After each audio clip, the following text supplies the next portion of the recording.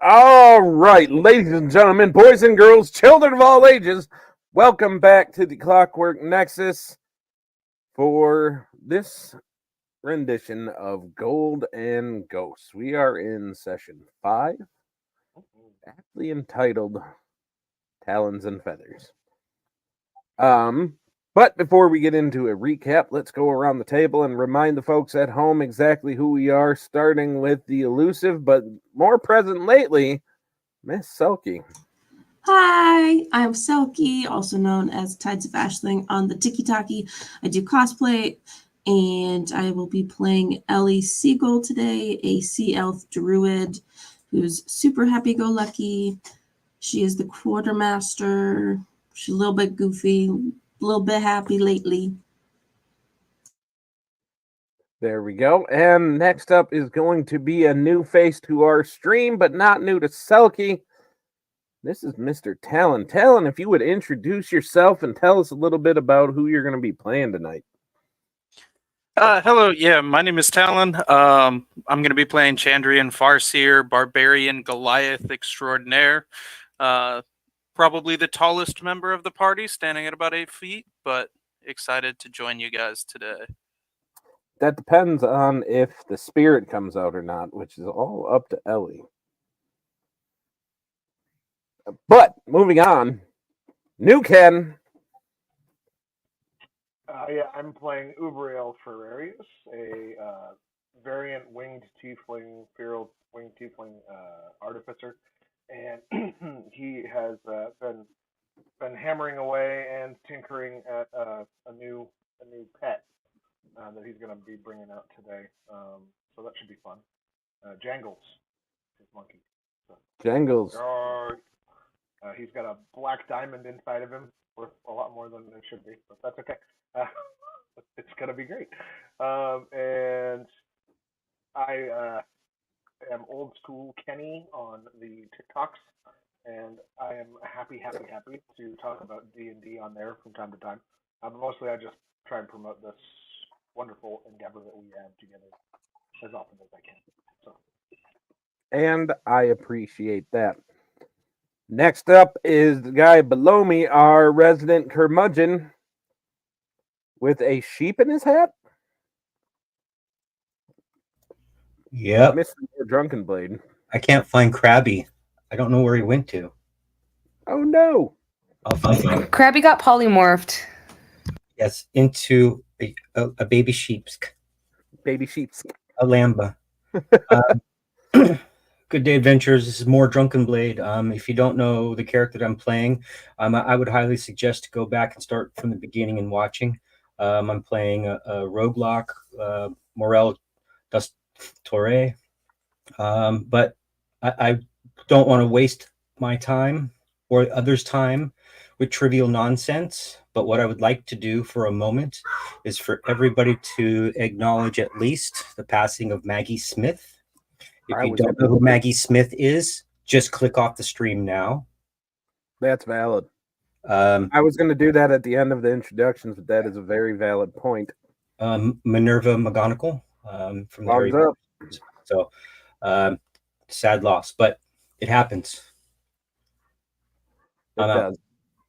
It does, and we will take a second of reflection for that at the end of the intro, but thank you for bringing it up. I do appreciate it. Next up is going to be the resident child. Not really, he is a legal adult, but he is a baby to all of us. Hola. I'm playing Gale. Cleric, monk, resident ship counselor that still has 0 patience because everyone's living in a river in Egypt called the Nile. And yeah. I'm gonna laugh as that just is the running gag of the campaign. The ship counselor that never has a single patient. You know, kind of like Whoopi Goldberg on the Enterprise. We're all definitely going to probably try to send some people to Gail when shit starts hitting the fan. She's like, no. You get the rest of the day off. Go to counseling. Go to counseling. Go do self-care.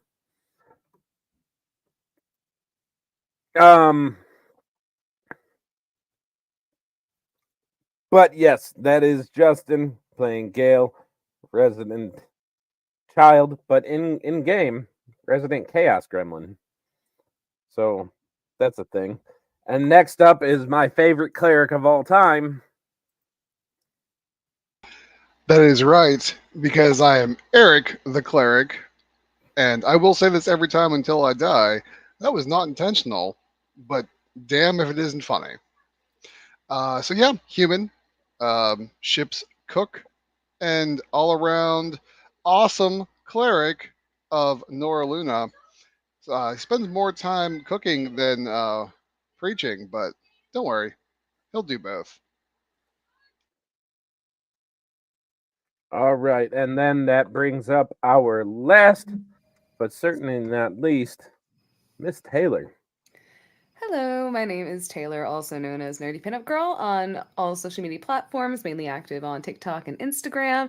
If you like cosplay, if you like D&D, if you like smashable monsters, special effects, makeup, spooky shit, or just nerdy shit, you should totally give me a follow. Today I am playing the currently a little high strung, but she is managing Morella Luminescent. Childhood friend and BFF of Gale's, current captain of the Ocean's Grail, and taken on a lot of responsibilities, but she's a tough cookie.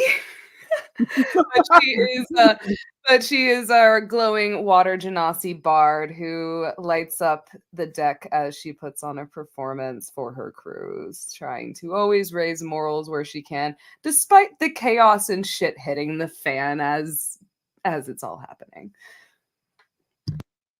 As it frequently does.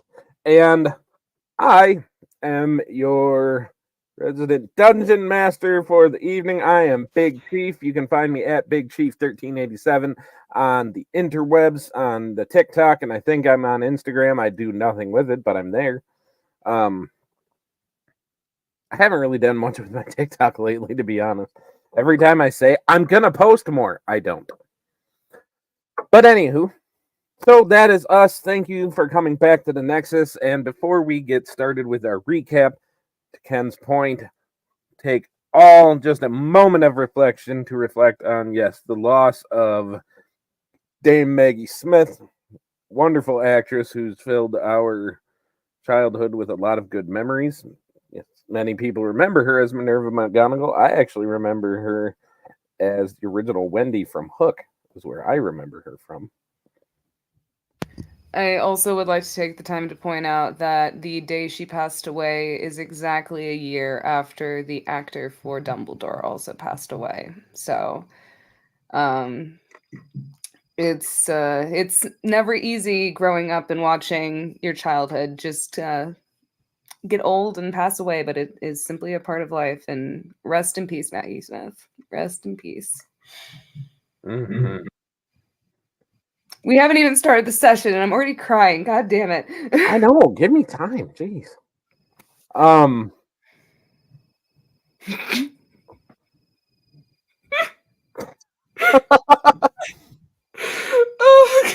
I mean, that's valid. Why did we give him this power? Well, because he has to run his own stream on Wednesdays, but Yeah, but like, look at this. Morella just has to throw so much bardic inspiration to get him out of trouble. I'm licensed. are you? In the game, See, yes. licensed- In real life, Are no. you? Yes. So- Are you though? I might have So forgot to pay. licensed- I might not have paid my annual renewal fee. But we were at sea. You can't really. I reel don't that know shit if in. there's licensed pharmacists in this game, but I'm anyway. not a pharmacist. I'm a prescriber. Oh, okay. I'm a psychiatrist. I write the scripts, and then we have a dispensary on the ship, so it all kind of just goes hand in hand. I He's a would pusher. say Morella would 100% have a dispensary on the ship. I'm just saying. Not that. It's Well, not I mean, that. kind of that kind of dispensary, but there's regular stuff there If too. Morella's on the ship, there is definitely that. Morella, I will say, if you ever see her in her office on her downtime, she would have like a wooden pipe that she occasionally would puff on. Not too much though. That would just smell of dragon grass. That is what we call it. All right. So, Mr. Newcan, if you wouldn't mind, sir, giving us a brief recap of what happened last time. Sure. We made our way very carefully and with many skillful rolls from the first place where we had kind of like docked on our way after getting our fine ship, the Ocean's Grail, and we tacked our way through the rather rocky, scary, sketchy kind of way into Beshbakra. And once we made it into Beshbakra, we got a lot of guff from the various folks there. Some people were happy to see us, some were not so much. We explored the island a little bit, decided to head to the more business end of things, and discover how we might become official pirates in a nice audience with the council. Our audience with the council ended kind of poorly in that we did not get instantaneous approval from all of the council members, pirate lords that were there. Two of them found an opportunity to kind of take revenge on our dearly departed captain by giving his unnamed heir a hard time. So Morella made her case and was not successful in persuading the two of them. One of them was a dwarf, the other one was just kind of a salty dude, and they were not happy people. I'm sure that will be an opportunity for some shenanigans later on. I think we should do our best to put holes in their ships without them knowing we did it, and carry on. But then, because we didn't get our unanimous vote, the pirate lady of the council, who was in charge of everything, she let us know that we had to go on a quest. There had been some issues on the shipping lanes going south, and many ships had disappeared, a few at least, I think. No one had come back, and so if we made it back in one piece with answers and had solved the problem, then we would be welcomed as official members of the Crimson. So that was pretty good.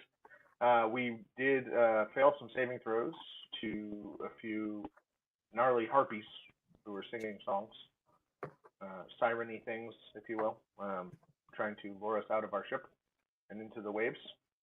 So we'll see how that goes. It's going to be a good fight, I think. And I personally, for one, am looking forward to making some things go boom. So that would be nice.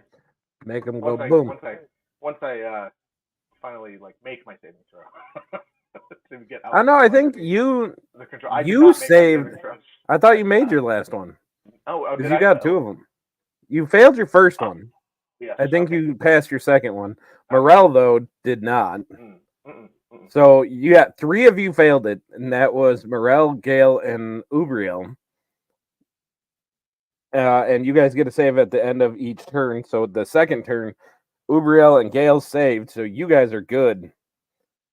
Morel still just heading towards he's kind of, I think we decided he's kind of at the railing.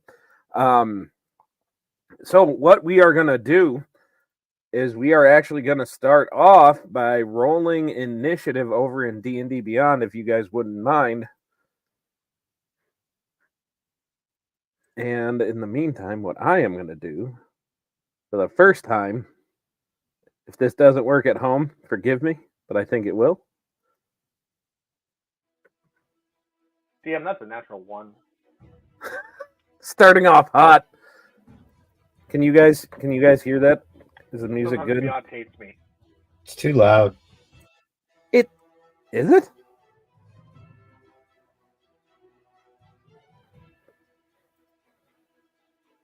Well, I'm trying. It's as quiet as it can go while it's still on. All right. Gail, I still don't have you in there, sir. And Morella, I don't have you in there. So I rolled 11. in D&D Beyond. It's a 19. You got above a 10, Gail. High five. I mean, the shade is coming right away. The dice roll was an 8, so. All right. Take it, I guess. So you guys are spread out on the deck of the ship. You guys can tell me when it's up to your turn. If you guys are towards the fore or aft, that's front or back, or I don't ever remember the side to side. I know it's port and starboard, but I don't remember which is which, so just left or right, however it is. But you guys have at least 1, 2, 3, 4, 5, 6 of these things flying around. And one of them is going to start off by taking a dive at Morella. So let's see what happens. All right. So she's going to come in, and you notice, Morella, that just this kind of club goes whiffing by your head real quick, like just barely misses you. And as you're kind of sitting there saying, "Oh, thank God," you feel the slash of these talons digging into your shoulder. Where did my little ones go? There you are. As you are going to take a whopping 3 points of slashing damage to start it off. But with that, you are up, and you do have this thing kind of right up in your face, so you got one of them up in your business. Considering it is up in her business, she is going to. Sorry, I'm still looking over some of the new stuff I got. Are they within 5 feet of me? Yes. I would like for them to make a dexterity saving throw, please. Sure thing, not a problem. As you guys watch Morella just spin around as her ball gown starts, you hear these slicings of blades as she is gonna shred this motherfucker. All right, so With her style. save is an 11. So she does not, or they do not pass. So that will be 3d6 slashing damage. I got talons too, bitch. Nice. All right, first one was a 6. Second one was a 6, and the third one is a 3. So 15. Yeah, 15 points of slashing All right. damage. All right. I need you to roll a quick. Let's call it a D100. What? Okay. I always get scared when we're told to roll D100s. You should. So that's okay. Okay, god damn! I thought that was 100 for a second. No, it's a 60. Okay, a 60. Yeah. So as you're doing this, and you see, or you kind of feel the blade slicing into this harpy that's up in your face, you notice one of your crew members like just barely dance out of the way as you almost take one of their legs out. Whoops. She had this thing up in her face, and it was just kind of a knee-jerk reaction. It's all good. I fully support it. I'm trying to use the shit you gave me. No, I fully support it. As a bonus action, I'ma just shank my dagger at it. So, in order to use your bonus action to attack, because your dress is not an attack action; it's a item action. Okay, I didn't know that. Yes. So, because it had to make a save as opposed to you rolling an attack roll, that's where that kind of takes it out for you. So, unfortunately, you can't do that this turn. But you got any spells you can use as a bonus action? Let me see. It would be applicable here. Give me a moment.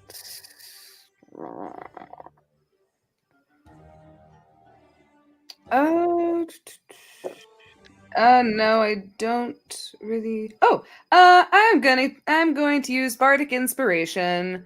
Okay. Who's the closest to me, and who looks like they're struggling? Well, the fight is just starting, so nobody is struggling yet. Fuck. But I would guess probably closest to you would probably be Gale. 'Cause Gale? Gale has a habit of getting right up next to you. But Dude. then again, you were just spinning, so Does Morella see Morel about to go off the edge of the ship? I would say without a roll, yes, you can see that through the chaos of these harpies kind of dive bombing your crew, and your crew just kind of because they've fought other ships before. They might not have much experience fighting harpies, but you see them diving out of the way and freaking out a little bit, and you do see just Morel just kind of slowly sauntering up onto Okay, towards the so side of the rail. Morella, seeing Morel just kind of in this dazed state, she's just gonna go, God damn it, Morel, there are songs that are better. Come on, get your shit together. And she's going to hit him with Bardic Inspiration. Is there a save for that? You just gain an inspiration die for a d6 for 10 minutes.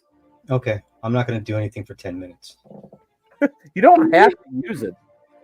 You can choose when to use it, sir. Yeah, you can choose when to use it, so Never. she just sees that you're a little out of it, so she's trying to help you with the Just rhyme.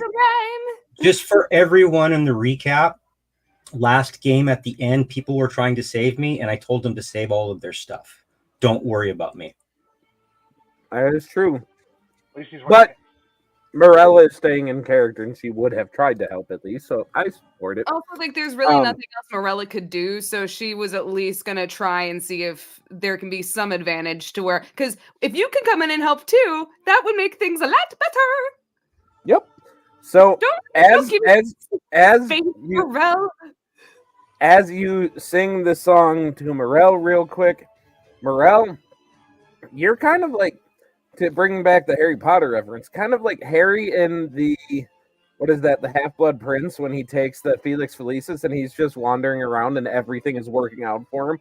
Like, this harpy kind of comes at you and swings its club, and right as it does, you kind of like trip and just it barely misses you, and then it tries to slash like right as you stand up, and it just flies off past you. Nothing happening. Ellie, kind of the same thing is going to happen to you, as this harpy cannot hit you. So 2 harpies go. They miss you. If you're keeping track, Ken, that is currently a harpy, Morella, and 2 more harpies, and then you are up.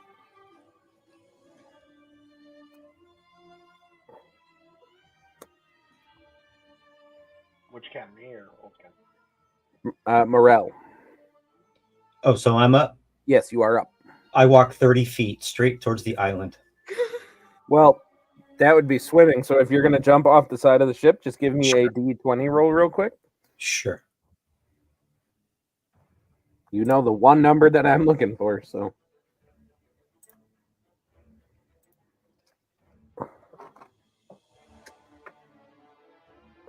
Seven.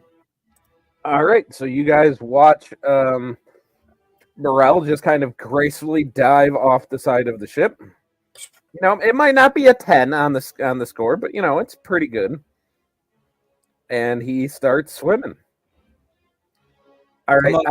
Come on, Krabby. Krabby is chilling on your coat. I do need you to make a wisdom save though at the end of your. Oh, it's a wisdom. Okay, I thought it was con, but okay. Let me double check that.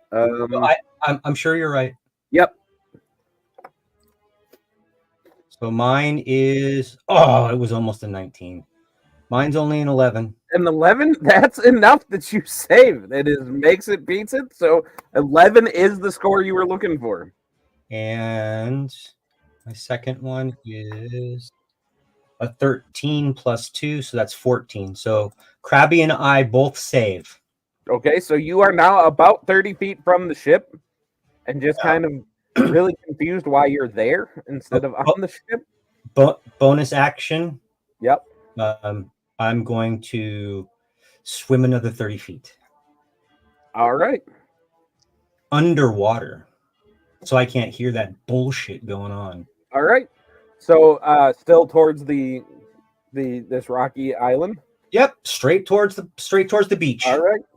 The only land I've been on in 3 years. Awesome. So after that 30 feet, just for you to keep track, you got about 300 feet left to go to get there. Bro, Ish. you told me last time it was 150 feet Did to the I? shore.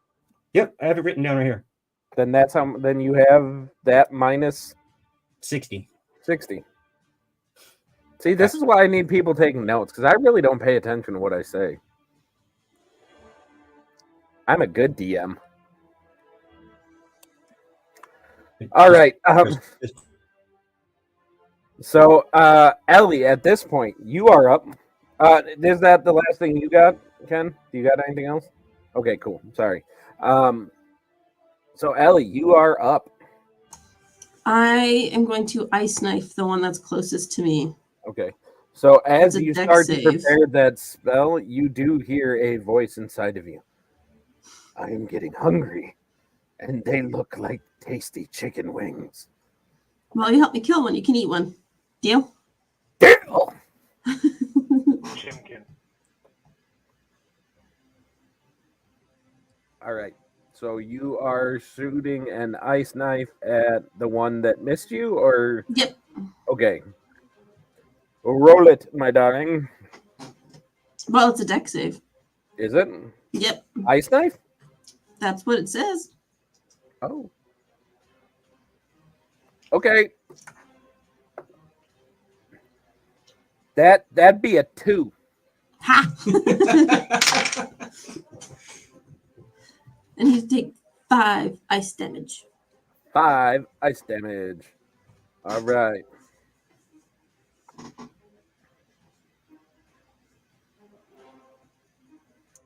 All right. So the next one is going to come after Gale, not Dale. Gale. So a 7 is going to miss you, I'm guessing. But how does a 17 treat you? 17 will just hit. All right. Gently caresses you. So again, very similar to Morella, the club misses you, but then you are going to take 9 slashing damage as this one definitely like digs its claws like right into that collarbone type area. There's a little bit of ouch pain there. Mm-hmm. All right, but then you are up. All right. Well, I didn't appreciate that. I'd imagine not. So I'm gonna go ahead and punch him. Okay. That's a crit. No shit, really? That's starting off a great way. Awesome! This Um, motherfucker! All right, so remember the crunchy crit. So Yep. max damage plus your roll. So 9 plus 5 is 14. 14. Very good, sir. And then All right. bonus action, he's gonna get slapped again. I'm sorry, just knowing you, I just picture you. Does an 11 hit? An 11 just hits. Let's go, Gil. Let's go. For another 9. All right, so any of you guys up on deck, you do see Gale just go straight bitch fit on this thing and start swinging slaps, and he slaps this harpy twice. The first one, you hear like the whole deck hears the slap on that one. Well, first one was a punch, then it was a slap with the other Okay. hand because I was like, you know what? He doesn't deserve the fist. Don't do it. Okay. Love you, Justin. All right, next up is going to be Eric the Cleric. Fantastic. Okay, so there are what, 3 harpies and then one on the island? No, there are 6 harpies up here 6 that are harpies. actively circling around you guys. Fucking awesome. Okay, But great. you are all noticing that none of these ones are the ones that are singing. Right. Okay. All right. So they've tried to attack Ellie, Gale, and Morella so far, and Yep. Morale, but then he jumped in the ocean. 2 of them are injured. I'm gonna go. Well, let's start off.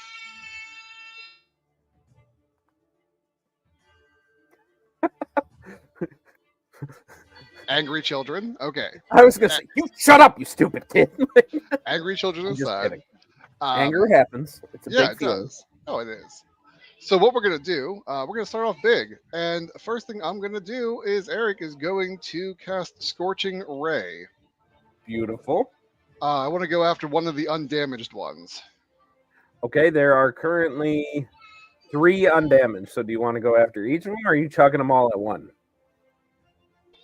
We're gonna go at one until it dies, and if it happens to die before I finish, I'll pick a new target. Okay. All right. So the first roll is going to be a 12 to hit. That hits. For Just roll all 3 of the attacks and then give me the damage. You okay. don't mind. Well, I have to do the damage I've seen it. separately because I have Because you're rolling elemental these again. adept. Got it. Yeah. So okay. So that is going to be 13 damage on the first one. Okay. Second's a 13 to hit Yep. for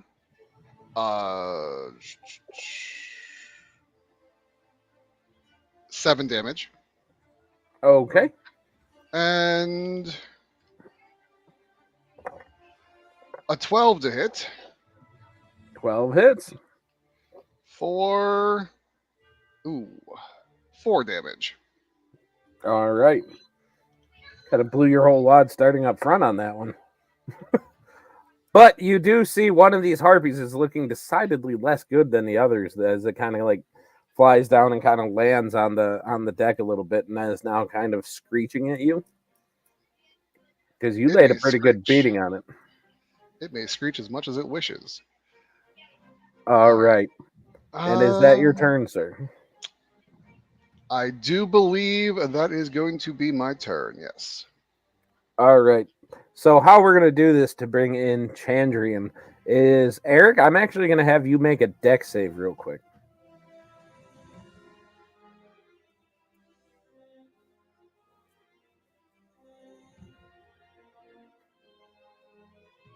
Eight. Oof. Big ol' 8. So what's going to happen is, because you're kind of standing right by the door to go down below deck to where a lot of the crew is staying, and upon hearing this noise, one of your larger Goliath crew is just going to shit whip that door open, and it definitely just catches you, and you just land straight on your face as you're just like, Talon, if you wouldn't mind describing to the audience what we see when your character comes out, please. So you're gonna see a 8-foot tall, gray-skinned Goliath, heavily muscle-bound with a very light coating of a beard around his cheeks and chin, longer hair. He is obviously used to the seafaring life. Generally has a phobia of shirts, so he's gonna be all natural with just a little bit of pants on the bottom. Dude, okay, I'm sorry to interrupt. I just realized you made a Goliath Vico, dude. That's all you did. But I'm here for it. Continue. So as I walk through this doorway, obviously I haven't made any of the checks or saves for the singing. What am I seeing? So yeah, what you are seeing is you are seeing that the resident cleric currently is bleeding from the shoulder as he is frantically bitch slapping one of the harpies up there. You see your captain seeming to be like just spinning and doing her thing as just blood is flying out from kind of the hemline area. You see your druid is sitting there. She just threw a spell and is apparently talking to herself about, if you help me kill one, then you can eat one. Chicken on the menu. You look over, you see your cleric is laying there face down on the deck, just kind of like with a what the fuck look. And yeah, you see these large winged female creatures that are just kind of swooping in and screeching. So I was going to wait to have you make your save to see if your first words in this are what I think that it should be out of every barbarian, but it's your character, so you can choose what to do, because if you do that, then it doesn't matter. So obviously, seeing everybody getting attacked, we are going to follow the barbarian stereotype, and we're gonna get extremely angry. And you wouldn't like me when I'm angry. So we're gonna go directly into a rage. Okay. So you guys just see this Goliath kind of open, like, just kick the door open, shit whip Eric, and you just can't, like, what the fuck look as he just, like, foaming at the mouth, going ape shit. Go with it. What do you do, sir? How far is the nearest harpy from me? Probably about 10, 15 feet, because it's the one that Eric kind of, like, and it looks a little crispy, like the wings are a little, they're kind of smoldering a little bit. And I'm assuming we're on an open deck. Yes. So as I rage, you're gonna notice that I not only get angry, but I get bigger. Oh, yeah. Going to stand at about 12 feet tall now, taking up a large area on the deck. I am going to unlimber my large greatsword. We are Which just going to grew with you. go ahead and attack. Beautiful. Go for it. That makes me so happy. So that's going to give me a 23 to hit. Absolutely. I'm assuming you're playing rules where large weapons get an additional damage. They sure do for you.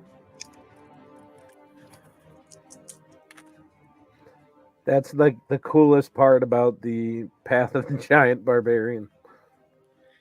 That'll be 13 points of damage. All right. And with that, you guys watch as your Goliath crewmate that you didn't even know could really fight this good just comes up, gets angry, grows about 4 feet, and cleaves one of these things like directly in half. So question. Yeah. Is there by any chance one of the harpies within 5 feet? Within 5 feet of you or within reach? Because I would say because you're large, you get a little bit of reach, and you can reach the other one that is close by. No, specifically thinking of my badger effect. No, because unfortunately no, and it's flying. But if you do launch that thing 5 feet, you do see a couple other crew members just kind of get like smeared with harpy entrails as the parts just go flying. Yeah, we're gonna push the entire body of this cloven harpy 5 feet away from me. And you just see a couple of the crews just like, they're just like, it's like all over the front of them. That was a beautiful turn. Is that all you got, or do you got anything else, sir? No, that'll do me in for this one. All right, beautiful. And then that is going to bring up Ubriel. All right, so I'm gonna try to make a cannon. Okay. So I can use a turn action on my turn to make Okay. make a cannon. It is either tiny or small, and I make it. It looks like this little wooden gun thing, cannon thing. You guys notice if you're looking close that it's got like these little legs that come out of the bottom, and then they kind of like pull together, and I pick up by the little leg stalk and hold on to that. And I got my staff in my other hand. I'm gonna look around for a harpy, and I'm gonna blast it with the little cannon. All right. All right. That is the Eldritch cannon, and it does 120 feet, 2d8 plus 3. All right. So, go for it. all right. Targeting a creature up to 5 feet away. That's a 2d8. Bonus action range spell attack. Alright, so I got a range spell. A range spell on this? Attack attacks. Eldritch Cannon, not a flamethrower. I just want the ranged attack on those. Oh man, that's annoying. Let's see. Flamethrower, bazooka, No, not the Molotov flamethrower. cocktail. Wait, no, no, no. it's two more down. That's cool. Large cannon, small cannon, Alright. medium cannon. No, that's not it. Hold on a Nope. second. I got this. Dude, the shade you're throwing at him Ooh. is great. Ooh, Got it? that's not a very good. That's not very good. Okay, so That's do I see Star Laser. So the blast kind of probably doesn't make it. I don't know. A 7. the 7 does not hit it. All right, so I fired and I missed, and I missed. I fired again and I missed, and I missed again. Dude, you are that video that Ken sent to me, and I roll another 10, and that's a 1, and I roll another 10, that's a 1. You got a case of the Justins right now. That's what you got. And It's I just don't, and because that's I'm what trying matters. to use the D&D Beyond. I don't like it anymore. It hasn't been nice. Dude, to I use. never do. I decided- refuse to use the random number generator.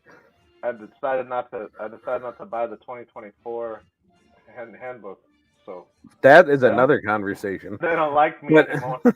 Anyway, so because as you see, because this thing sees you making your cannon, it sees it shoot off. You see this harpy just kind of ducking and weaving, assuming that is your turn, right? Okay. Yeah, because my Jangles Moon Monkey boy, he could attack, but only if I use a bonus action to tell him what to do. So. Okay, so that is going to be a dirty 20 and a 19 to hit you. Ooh, 2 shots. Yep. Yeah, both hit. I got a 16 armor class. So. Okay. So when it hits you with the club, you are going to take. Oh, I rolled the wrong dice on that one. That's my bad. Okay, so the first one is going to be 3 bludgeoning damage as it kind of boops you on the head with its club. All right. And then it's going to come back and do 5 slashing damage with its claws that comes back at you. Damage. Ow. All Yeah, right. I try to block, and I take it pretty hard with the club in my arm, and then Okay. as I'm that hurt, open up a little bit, and then it goes right down the center of my chest. There you go. Hurts pretty It's bad. getting in the shots. It is angry that you used your little mechanical contraption. Next up, the one in front of Morella. It's angry. Again, it misses with the club, but how does a 17 treat you? A 17 hits me. Give me a moment to look at my reactions. Okay. If If you don't have anything to prevent damage, you are going to take 4 slashing damage. Sorry. But if you can do anything to hurt it, So I have something called Cutting Words, which I've never used this before. This is my first bard I've ever played. As a reaction, when a creature that's not immune to being charmed that you can see within 60 feet makes an attack roll, ability check, or a damage roll, you can expend the use of a bardic inspiration roll die and subtract the number from the creature's roll. You can Okay. do so after the roll before knowing the result. okay, so you could use that to try to get it to miss you if you want. Or you can do it to take away the damage. It's up to you. If you wish to burn that.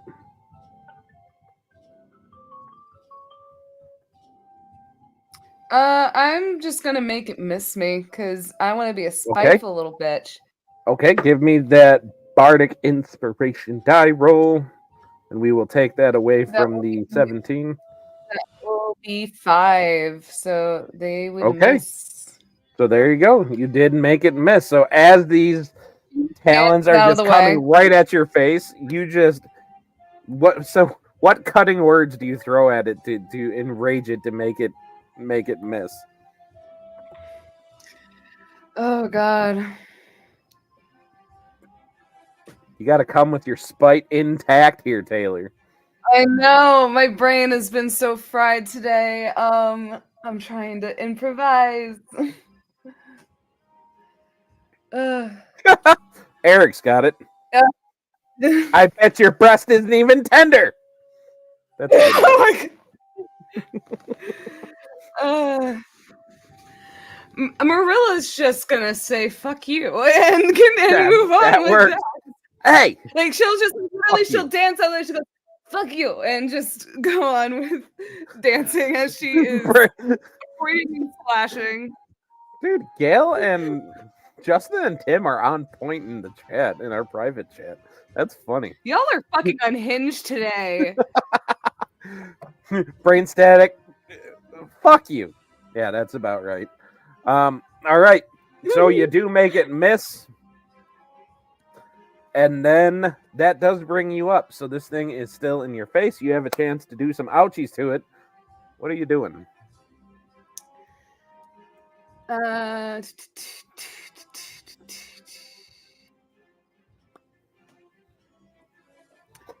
Morella. Before you figure that out, just roll a random d20 for me and tell me what you get. Okay. A natural 20. Natural 20. Okay, you get the feeling that this is not. You don't want to blow your whole wad in this fight. I'll just say it that way. You get that. Morella That is just your, whether you want to call it captain's intuition, feminine intuition, whatever, like your spidey sense, whatever. You get the feeling. I will say at this point, this fucking harpy is just up in her face, and it's annoying her. So she's going to spin on her heels as she claps her hands. And you hear her speak in primordial as she casts thunderclap. They will make a con. They need to make a con save of 13. Okay, con save. What do they get for con? Okay. That would be a 1. All right, so that means they take all 1d6 of light or thunder damage. They're gonna take, because I treat that kind of like a crunchy crit, so you're gonna take the max damage that it does, and then you're gonna roll.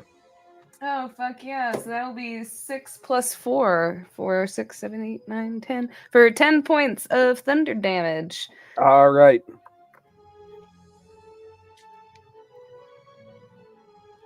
So you do 10 points of damage using the clap on it. Clapping them chicken cheeks. Clapping them chicken cheeks. I dig it. We are in rare form tonight. This is awesome. Bad. All right. Jail, all of you. Yeah, I get to say that sometimes. All right. Next one up is going to sit there, and this one went after Morel. So it's gonna. You actually see one of these harpies that's kind of flying out over the water, and yep, it has absolutely no idea where Morel is, but it's looking for it, but doesn't find it. The next one is going to continue to come after Ellie. That is a 13 against Ellie, which is not going to hit, and then an 18, which will, if I'm not mistaken. For that one's going to be 3, 4, 5 slashing damage. And that's going to bring us up to Morel. You are currently under the water, just chilling with your crab. You see one of these things up in the water, because I say if you can breathe underwater, you have a swim speed. That means you can see in the water. So I swim 30 feet in turn. Just 30? Okay. Yeah, because I got 90 to go. There you go. I approve. So Morel is just there, unbeknownst to all of you, just kind of casually, like, just chilling. There's really no making Morel do anything. Morel's just gonna do what Morel's gonna do. Morel do what Morel do. I'm gonna get on I'm gonna get on the island and I'm gonna fucking tear this shit the fuck up. That's what I'm gonna do. Hell, he doesn't get off the boat, he said. There's some exceptions for revenge. Truth. And that is gonna bring up Ellie. Go, girl. I'm gonna Eldritch blast one of them, the one that I ice knifed. Okay. Keep your thoughts straight, woman. The voice says in your head. Does a 12 hit? 12 does. Yay! Yay. Where's my 10? Okay. 8. 8. 8. All right. Very good. Is that your turn, madam? Beautiful. This one is gonna get you twice, Gail, Oh, why? because it doesn't like you.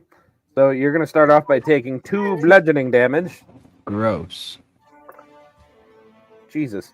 And then a whopping 3 slashing damage. I literally rolled 3 ones on my damage dice on that. That makes me sad. On D4s. Fuck It's okay. these D4s. So then it's me next, right? It is you next. He's getting slapped again. Slap it. 14 That's gonna hit. for 8. Very good. Bonus action backhand. 16 Yep. for 7. All right. And with that, as you drive your fist into this thing's face, you do see it drop lifelessly in front of you. I'm gonna shake it off and go next. Beautiful. All right. Eric Dust Cleric. Okay, so Eric is prone because that was awesome. I figured you'd appreciate the shtick there. Not very much. So he's going to hop up, which will take 15 feet of his movement. But he should still be able. The one that our new barbarian buddy attacked is still up, correct? Or did he kill it? The one that you The one that that one is currently in 2 pieces okay, and has slid 5 feet across the deck.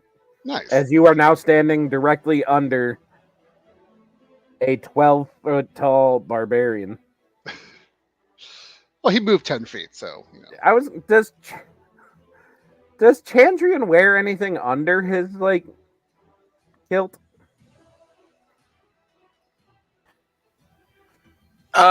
We're gonna say that he is used to having to keep certain things bound up Got because it. he's normally standing so much taller than everybody else. Got it. So he's gotten a few comments. Got it. He has definitely been in a coffee house a few times Got with it. some things hanging out. Dude, I just see him chilling, max man spreading, just yeah. And then, oh, my bad. Anywho, so what? Anyway, Yeah, anyway. okay. So, is there anyone that I can reach within 15 feet? That's all I can move on this turn. Yeah, there is one that you can indeed reach. Okay, so Eric is going to go over towards it, Okay. and he is going to use that fancy knife he got. Okay. His little chef's knife, and he's gonna try Beautiful. to stab it with his knifey knife, I approve of this message. and that will be a 24 to hit Absolutely. for 7 piercing damage, Okay. and then it also does additional fire damage for 1 point of fire damage, so 8 total. Beautiful. And then let's see. Who looks like they've been beat up the most to this point? I know. You mean out of your compatriots? Yes, not the not the Um, harpies. Gale definitely looks like shit, but Gale's in a fine. close second is Ubriel. Gale's fine. All right. But I So would then, say you do know that Gale he does have access Yeah. to some of the healing magic, so he's he can handle himself. Ubriel though is going to get a little bit of healing word. and what And that- word do you say to heal him? I'm kidding. I was thinking, but I can't think of anything funny right Fuck now. you. So That's just yeah. Fuck you. whenever there's a word involved, that's what it is. That is the phrase of the day. Fuck you. Healing? Fuck you. So Damage? he's gonna get Also, fuck you. 7 points of HP back, Beautiful. and then that is going to be my turn. Thanks. That feels a little Beautiful. bit better. All right, then that will bring up Mr. Chandrian. So how many are within 30 feet of me? I would say that you have 2 of them within 30 feet of you. All right. I'm gonna go help out Gale if he's close enough to me, Okay. and we All right. will take care of the one closest to him. Okay, so there is currently one kind of standing in between him and Morella that you can reach. As you guys all watch this just 12-foot tall Goliath just kind of take 2 steps across the deck and get there. I'm going to assume that a 17 will hit. Yes, it will, sir. Yeah, I feel you on those rolls. We're gonna hit this guy for 12 points of damage as well. 12 points. All right, so Morella, as you are sitting there dealing with that one, you see this abnormally large Goliath just kind of step up and just like overhand chop, and another one just splits directly in half, like right in between you and Gale. So Gale and Morella, you each get like half of this harpy that kind of like falls at your feet. Morella just kind of nudges it and looks at the Goliath, and she's like, "Okay, don't know where the fuck you've been hiding, this 8-foot tall Goliath person, but all right." It's fine. It's just because you're that incredibly observant. No, actually, There's you're been a lot. you're going hyper on. aware of everything on the ship. So, but no, you know that you had a couple Goliaths in the crew manifest.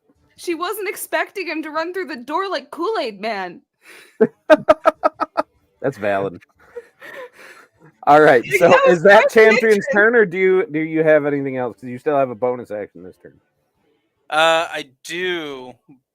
Nothing I can really do with it this time. Actually, All right. yeah, nothing I can really do with it this time. Okay. So yeah, that'll be my turn. Beautiful. Mr. Ubriel. Yes, indeed. All right. Well, with my quick turn, we shall see what happens. I was over on the bench. I was over on the bench. It wasn't me. It wasn't me. I was on the bench. What if the Nazis had come and I was on the bench? Yeah. So we will Eldritch Blast, which I have a 240-foot range on, off the staff, and then I will bonus action Eldritch Cannon, and see what we can do for damage. Okay. So 2 separate So rolls. So you're just trying to hit anyone in particular, or just anyone you can Whichever hit? one hit me, that's the one I want. All right. The hacky slashy. I think that one's already dead, but make your rolls and I'll get anyone that's attacking one of my friends then. got it. If I see them coming on the deck, they're gonna get it. So that's how it goes. Understood. Let's see here. That is a. If they're coming on the deck, they already got it. Sure. It's called a poop deck, but okay. It is called the poop deck. We're not. Hey, trying to I'm not- don't king I'm- shame. Do not king shame here. I ain't kink shaming.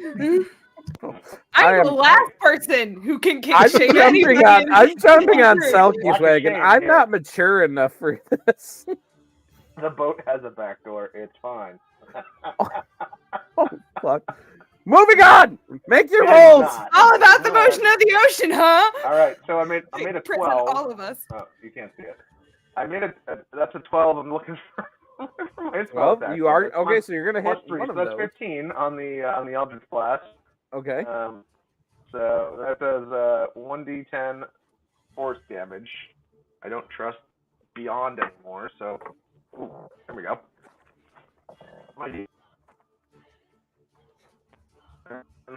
Roll the second one, and that one was a, let's see here, Eldritch Cannon.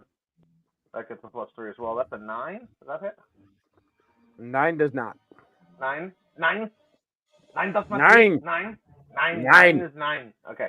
All right. So I was blasting again, and I missed.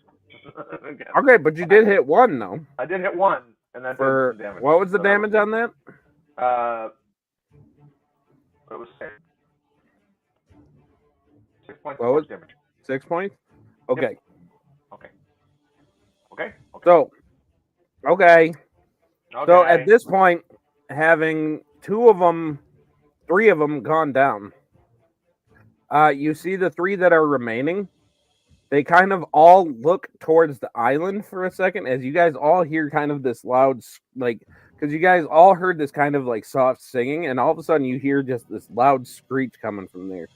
And you watch as the last 3, because none of them are actively engaged right now, are all going to use their movement to fly back towards the island. Do we have any cannonballs or anything sitting around on the desk at all? No, because cannons are not actively. We have They're- ballista and mangonels. Does Yes. They anybody are get an fully opportunity equipped attack? and set and rock. They weren't engaged, so the opportunity Okay. attack wouldn't be there. But I will say you guys will have one more round where they stay in range. So I'll kind of will go through, starting with Morella. I will give you a chance because they are now about 80 feet away. Well, But I will, if you have something that can reach them within that. Here's the thing. I would rather use my turn to make I guess probably a nature or a survival check to see if there's something bigger that is coming. And if there is some bigger danger that is coming as to why these things are leaving, or if it's just that we're beating Okay, them up. what we're going to call it is a perception roll. So give me a perception roll. Yes. Okay.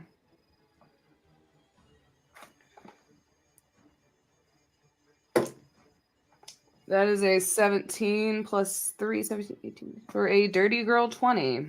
Okay, so instead of something bigger coming, what you get the feeling is something bigger might be calling them.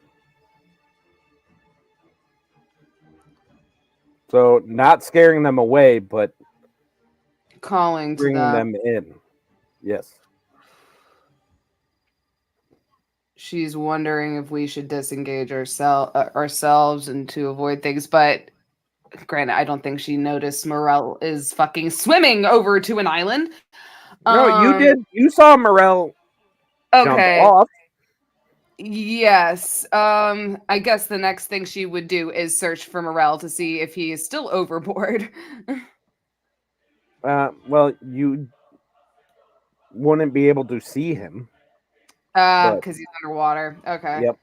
Nope, that's fair. All right. So Let's say it this way: is anybody gonna take a chance? I'm kind of giving you guys one chance to take kind of like a pot shot at them as they are. Morella is dashed away. going to make an order to regroup and prepare for something. Pretty much like, we're not going to waste our fucking spell slots on this. So you'll kind of hear her watch as they're moving off. She goes, "Okay, well, we're regrouping. Do not engage any further. We need to get the rest of our crew together, and we need to figure out exactly what is going on." Morel says, "Fuck that noise." Disengage. I repeat, disengage. We're gonna be a little bit angry as Chandrian. I want to take one of the half pieces of a harpy, and Okay. I want to see if I can just launch it to try and hit one of the other harpies. Yes. Give me an athletics check, please, sir.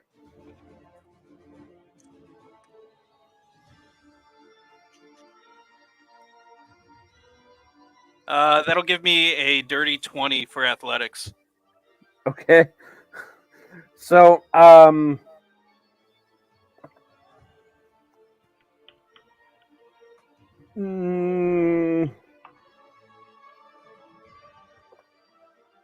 okay, I'm gonna say roll 2d6 for me.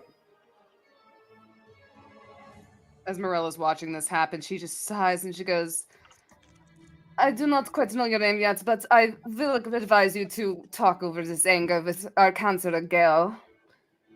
6 on the 2d6. Okay. So you see one of the harpies just kind of like their flight kind of gets like interrupted for a second as it kind of lets out a screech, but it does keep flying. But we are gonna go ahead and change up the music. Ellie is going to look really upset at this giant tall man. You wasted it! And then she's going to let Spirit go eat the harpies Okay, on the ship to so- clear the deck. So what you guys see then, changing up the music. There we go.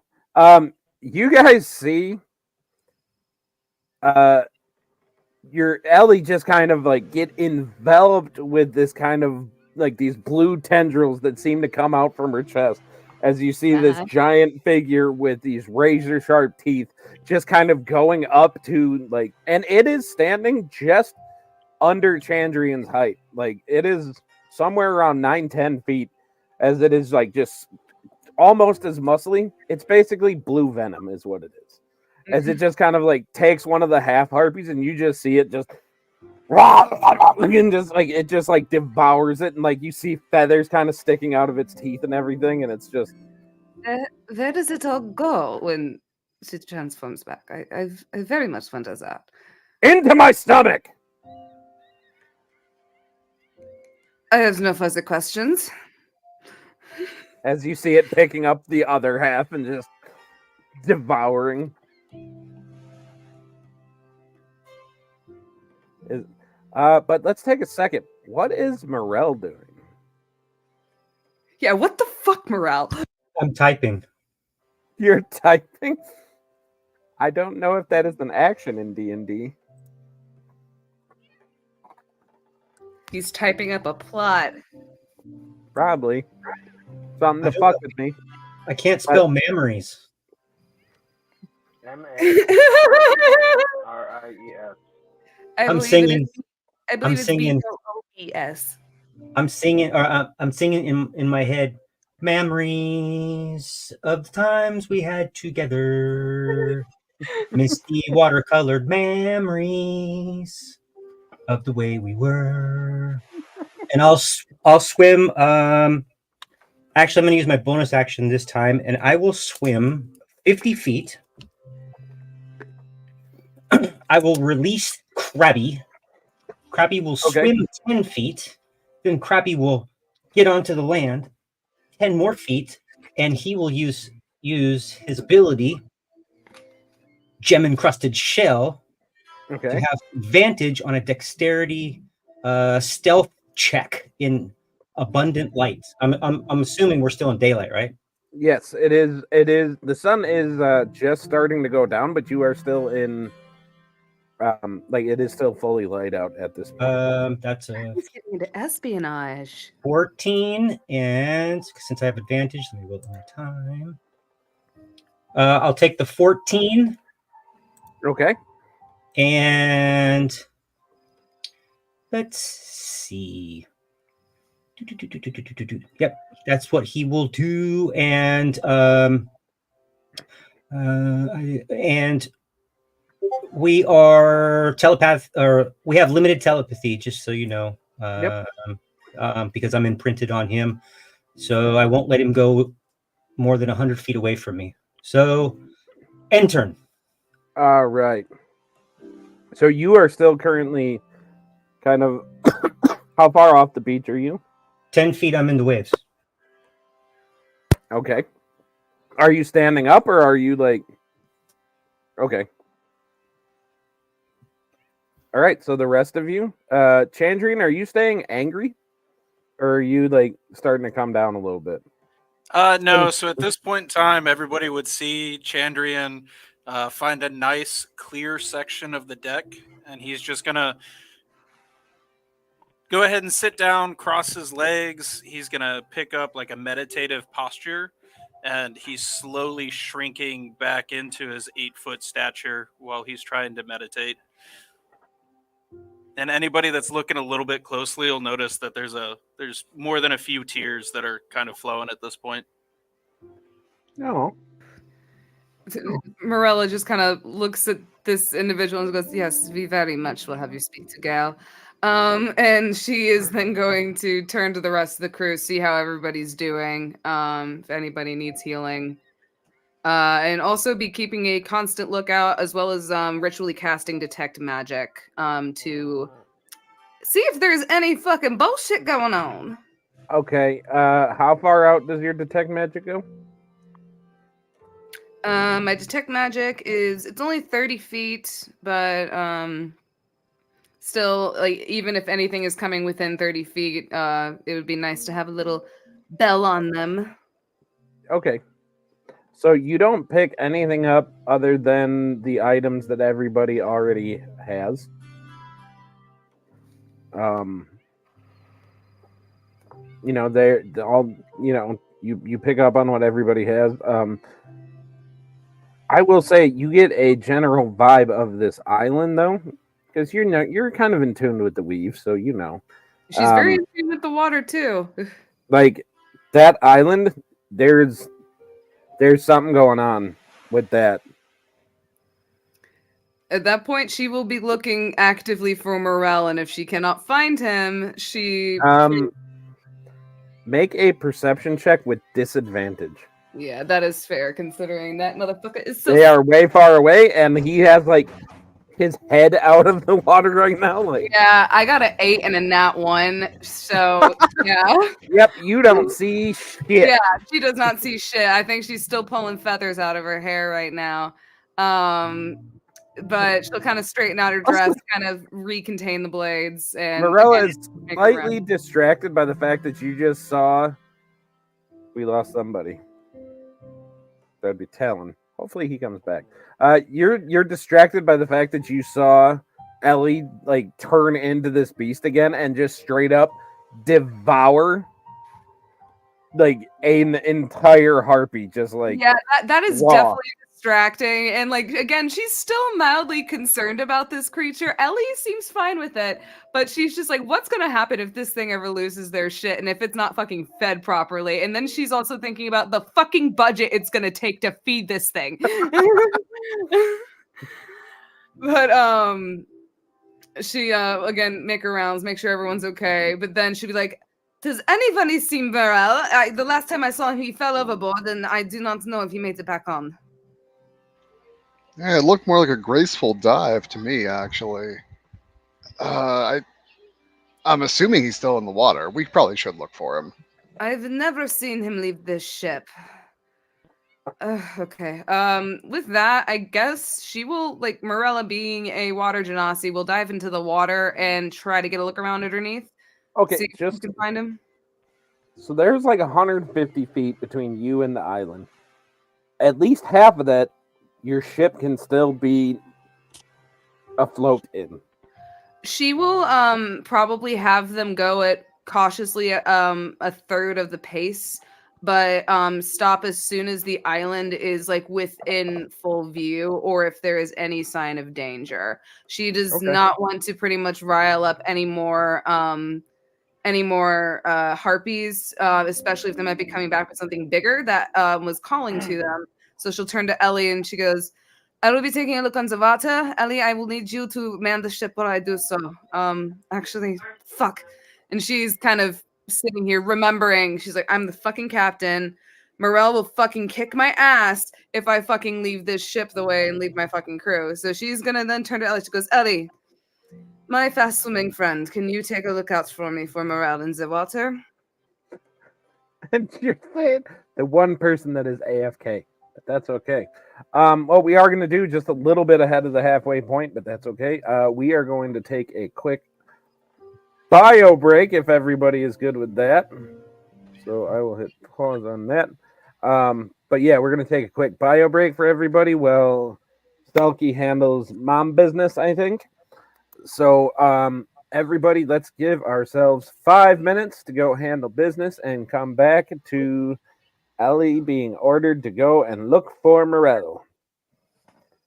So let's go to break, and here we.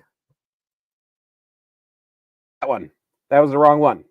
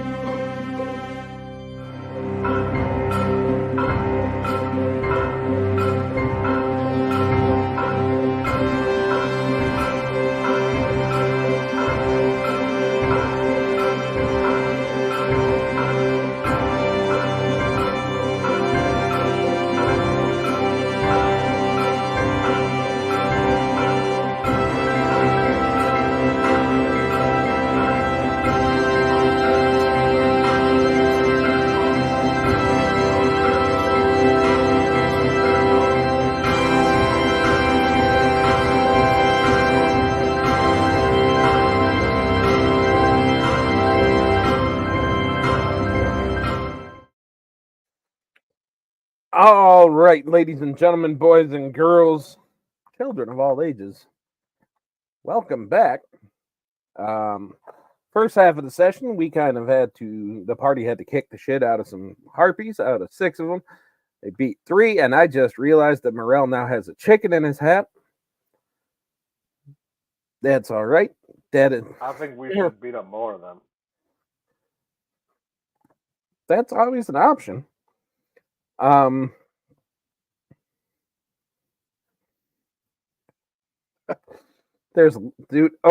for you guys at home, just so you know, on the streaming service that we use, we have the comments that y'all see, and then we have our private chat. Usually by the end of a 3.5 to 4 hour session, I look over there because I don't check it during session, and I will see maybe 40 to 50 messages that the party has shared amongst themselves. It's Within the most first hour, unnecessary. we were at 117 in the first hour. Jesus Christ. You guys are in rare form today. And what really irks me is you guys pulled me into it because I had to get one in there. Okay, so before we get into Morella ordering Ellie to go jump in the water, Eric, make a quick perception check. A quick perception check, you say? Yeah. That will be an 11. An 11? All right, that's enough to notice that there are at least 2 cats that are missing. Okay, this is not okay. And I will say that you notice on Ellie's various pieces of clothing, you do notice some patches of fur that seem to match the ones that are missing.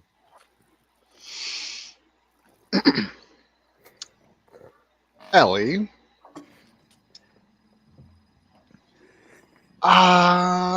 Couldn't help but notice. Well, we have a lot of cats on ship right now. Tasty. Because Ellie's And back in her normal form at this point. a couple of them have to be missing. And I'm not throwing accusations around here. I would never do that. But you look like you got a bit of fur on you. She's gonna look down and have a really devastated look on her face, and then she's just gonna look up at the sky. You big oaf! No cats!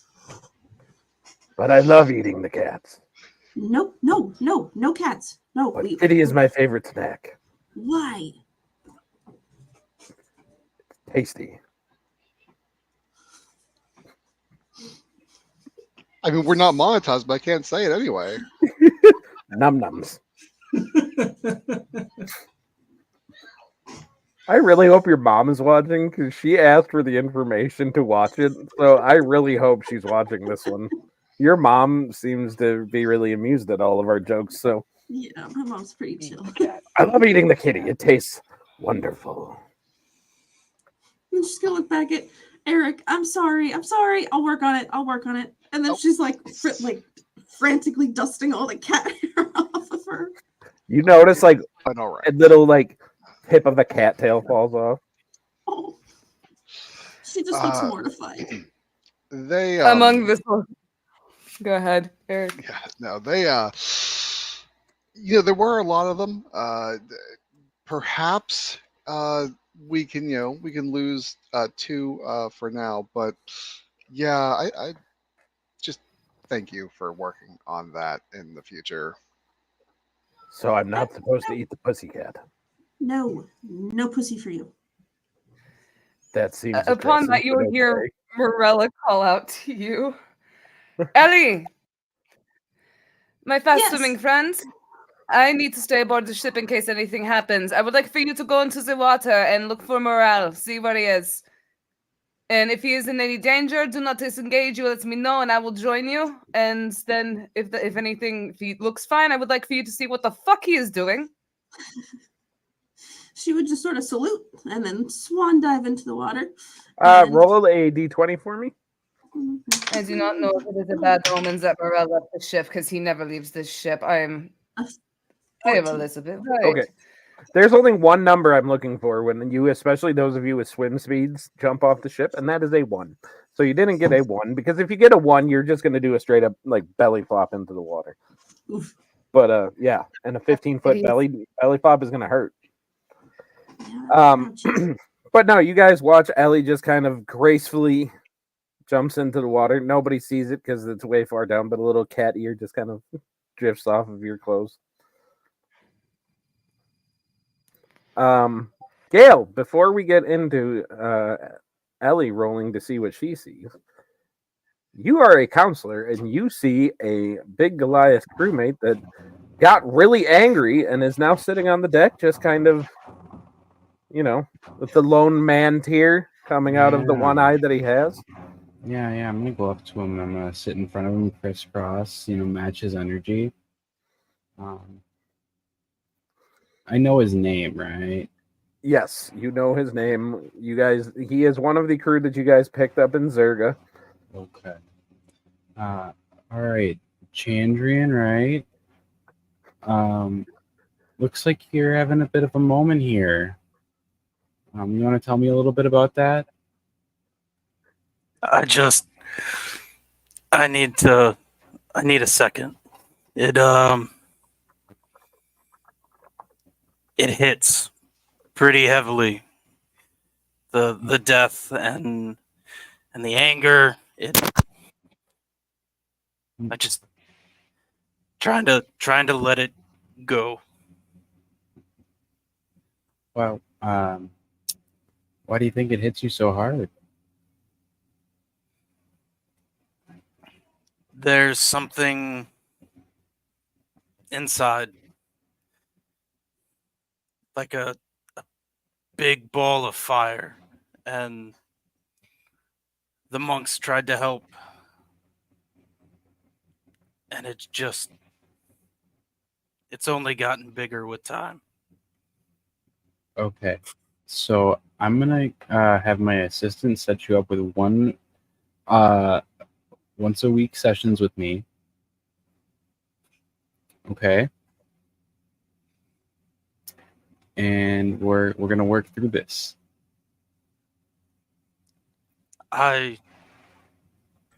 Really? And he's gonna take a really big sigh. I will be okay. All right. Well, my services are always here. It's included with being on the ship.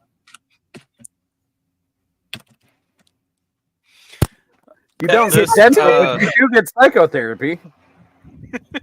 I At offer this, medication management as well. You don't At this, currently have Chandrian's just anything gonna for reach alchemy. over and give Gale like a huge, full-breasted hug, and just pull him in. I am gonna, when he puts me in the hug, I'm gonna give him guidance, Aw, emotional guidance. emotional guidance. Dude, I would like to say too, because this guy, he is basically a Goliath Vico, right?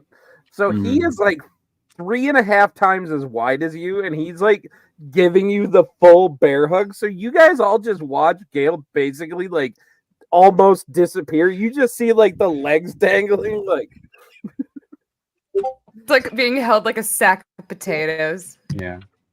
All right, yep. Just let it out, man. Feel those feelings. Big feelings going on here.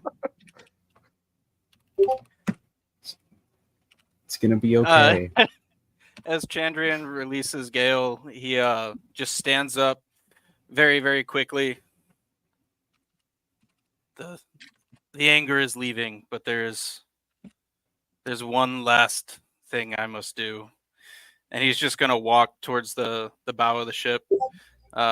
You're gonna see him pull out some bagpipes, and he's gonna play some very, very sad funeral dirge style music. dude, be honest, you're 100% playing an Amazing Grace on bagpipes, dude. 100%. What the fuck? And you're gonna see that lone man tier collect one or two more as he plays dirges for the fallen harpies. Look, I don't know what I was expecting, but bagpipes were not on the list in any capacity. So I'll be the one to Wait, this ask. guy plays wait, this guy plays bagpipes? That's awesome. Does Smash. Morella get excited by this? Oh, Morella always gets excited when an instrument comes out. Like, she fully encourages people to express themselves in the way that they need to, because she knows that if she didn't get to sing when she wanted to, she'd fucking go crazy. Look, this place isn't a fucking nudist colony, okay? It might as well be at this point. Like, I mean, that's what Morella says. From now on, no clothes on this ship. This is We just have- a hippie ship. We we need have to paint no it like the secrets here. Mystery Machine. Bro. All right. So after that it- touching moment, Well, those are on the nights that we conga line through Morella's captain's quarters, through the haze, and back out again. It's the cleansing ceremony. You guys have to have your weekly cleansing, okay? I do use dragon's grass for cleansing. just so you That or know, pots and Talon, pans, and you make loud noises, and you say, "Get the fuck out, bad vibes." dragon grass is exactly what you think it is. Oh, It's no, legal. no It's legal in illusions 38 to states. disillusion here. All right. So dragon grass aside, Ellie, you have jumped in the water, and you are. Oh, Jesus Christ! Yes, you can. Only when you're excited, though. God, this is getting off the rails really quick. God, who hired Circling this back crew? around. Circling back I around. just Circling back around. got that. I just Circle got that back. joke in the chat. The fuck. Anyway, Ellie, There's so much debauchery hidden within you are this now crew. under the water, and you are hearing the spirit within you sitting there arguing about why he can't eat pussy more. Because he really likes the pussy cat as a snack. It was delicious. It was like a little pussy nugget. And it's okay because I'm actually talking about cats. Metaphorical cats. Such bad imagery. This stream does not support. We do not support any certain candidate story about cats and dogs being eaten. Schrodinger's box. We do not support that, and we It was don't just for support. effect. I like the We kip don't- pitch. He's good. It is. But anyway, so despite that nagging about somebody wanting to eat the pussy more, this is going to be the one that gets our stream taken down. Like, this is going to be the one that we get the things saying, no! Let me promise you, like my other D&D groups, we have said much more worse shit. We're fine. Wait. Let's just not push the label though. Let's not push the limit here. I'm not going to mention that anymore for the Honestly, rest I of the think the session. label's been ripped off at this point, and then just like it's nothing but the little sticky patch, and you're just stuck with it. But hey, we're well If with it. they do a good job, It'll buff out. if they do a good job, that's all you're left with. Anyway, so you are trying to perceive. I like how Selkie's face is just like, this is the one I brought my husband in on. The worst one that we've had. This is the one. Anyway, I hope you feel at home, Tal. So you are looking in the water. You are trying to find Morel. I would say as you're swimming up there, unless Morel is trying to stay hidden, but he seems to be trying to look through Krabby's eyes. So I'd guess he is just kind of bobbing there, or no? No, he doesn't look through Krabby's eyes. It's not a familiar. Oh, okay. But that's one of Krabby's things, is he's got limited. Oh, so it can just tell you what he sees. Got it. Yeah, because he can't talk. He can only give me emotions. So it's communicate simple ideas, emotions, and images telepathically with one he has imprinted upon within 100 feet. Okay. So I'm just kind of. Where are the harpies at, by the way? You saw them fly up into kind of the rocky crags high up above the beach. So you have a general idea of where they went. They never flew within 10 feet of Krabby. No, because they're kind of high up there. Okay. Yep. Okay. So I don't. So Krabby doesn't see them anymore. Is that what you're telling me? Correct. Krabby's going to move 20 feet forward, and then Krabby's going to hide again. Okay. So as he moves about 20 feet forward, he is now kind of at the base because it's not a very long beach. It's only about 30, 35 feet until he is like standing at the base of a sheer rock face that goes almost straight up. Oof. I must be in a shadow.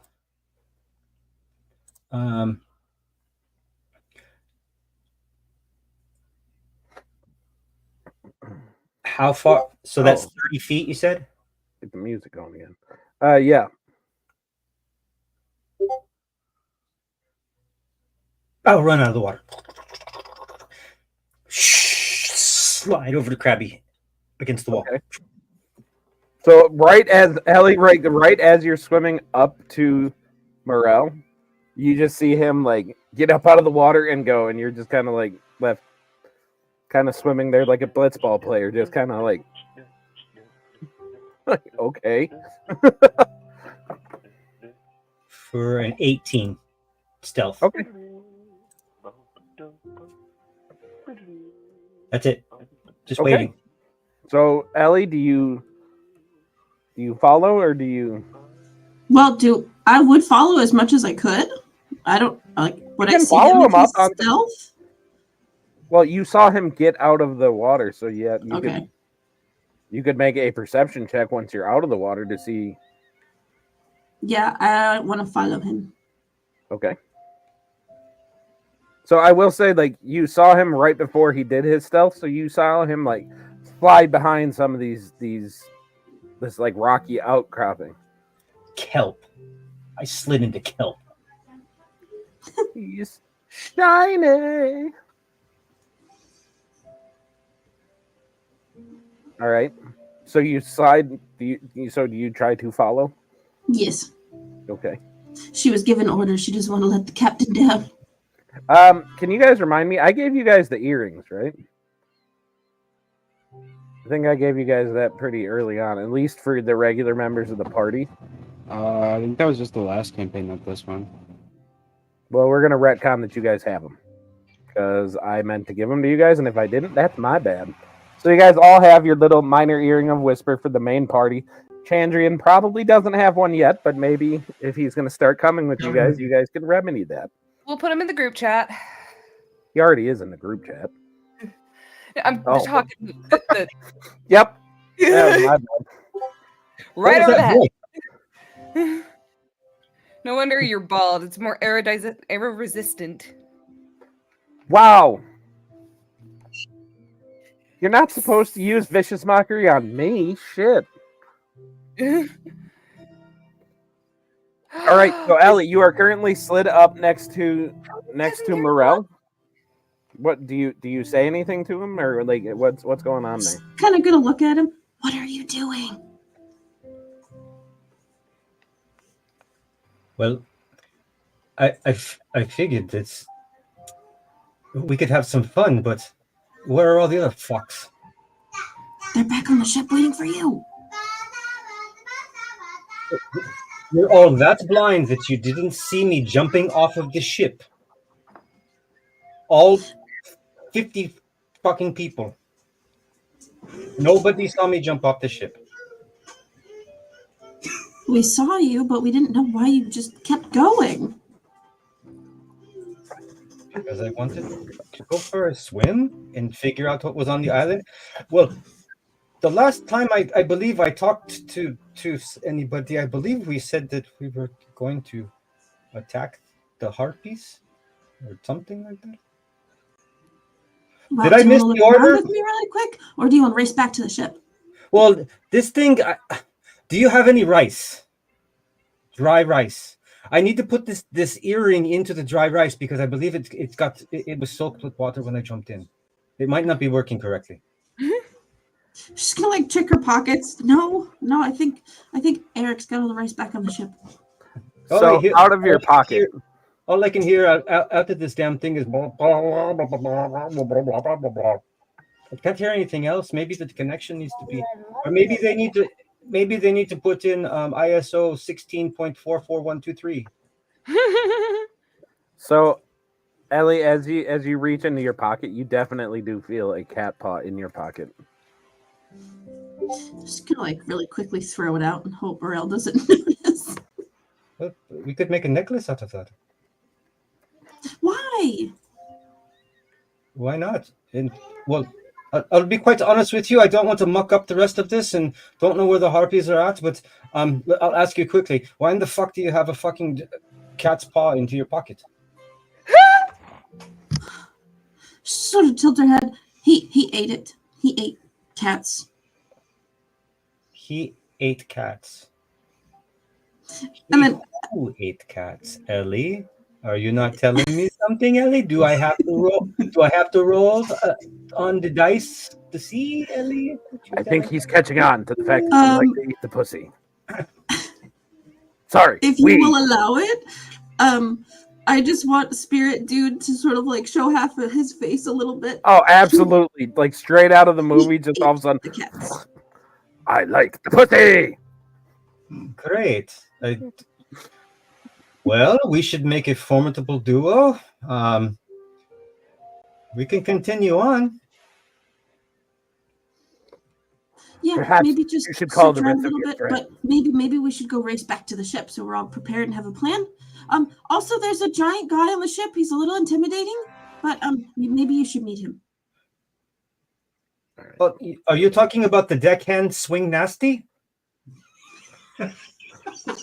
He's familiar to you? You're on a fucking roll today, boy. Well, of course I know him. He is the best baller in all of town. Well, I know one of them, but I haven't seen him. He just came bursting out. Well, he does kind of burst out every once in a while. In fact, one time, we were down below deck. I think Ubriel can back me up on this because Ubriel had to fix the hole. Suddenly, well, I think his name is Chandarian, but we just call him funny names because he's kind of big and funny sometimes. But he got really, really angry when he hit his hand with the hammer trying to help Ubriel. He's not that very good at swinging a small thing. He's very good at swinging big things, but not small things.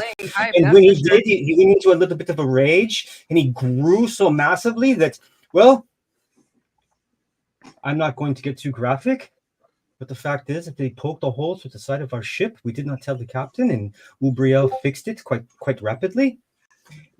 The girth of the hole that had been punctured through the side of the vessel was so Okay, I am just going to say. Ubriel had to use. Do you remember we had 4 small boats on top of the ship? Now we only have 3. He had to use all of the lumber just to Was his catch fault? the size of the hole. So we'll say it's glorious. Oh God, I'm just gonna say, Morella feels everything that happens to the ship. I will say there would probably be a moment when that happens. She's just like, why are my pervy senses tingling? I'm setting this aside. I got better shit to deal with. I picture more like Morella's just like at her desk writing stuff, and all of a sudden she's just, oh, like what? Excuse me. That's one hell of a way to bruise your Oh diaphragm. dear, I've been impaled.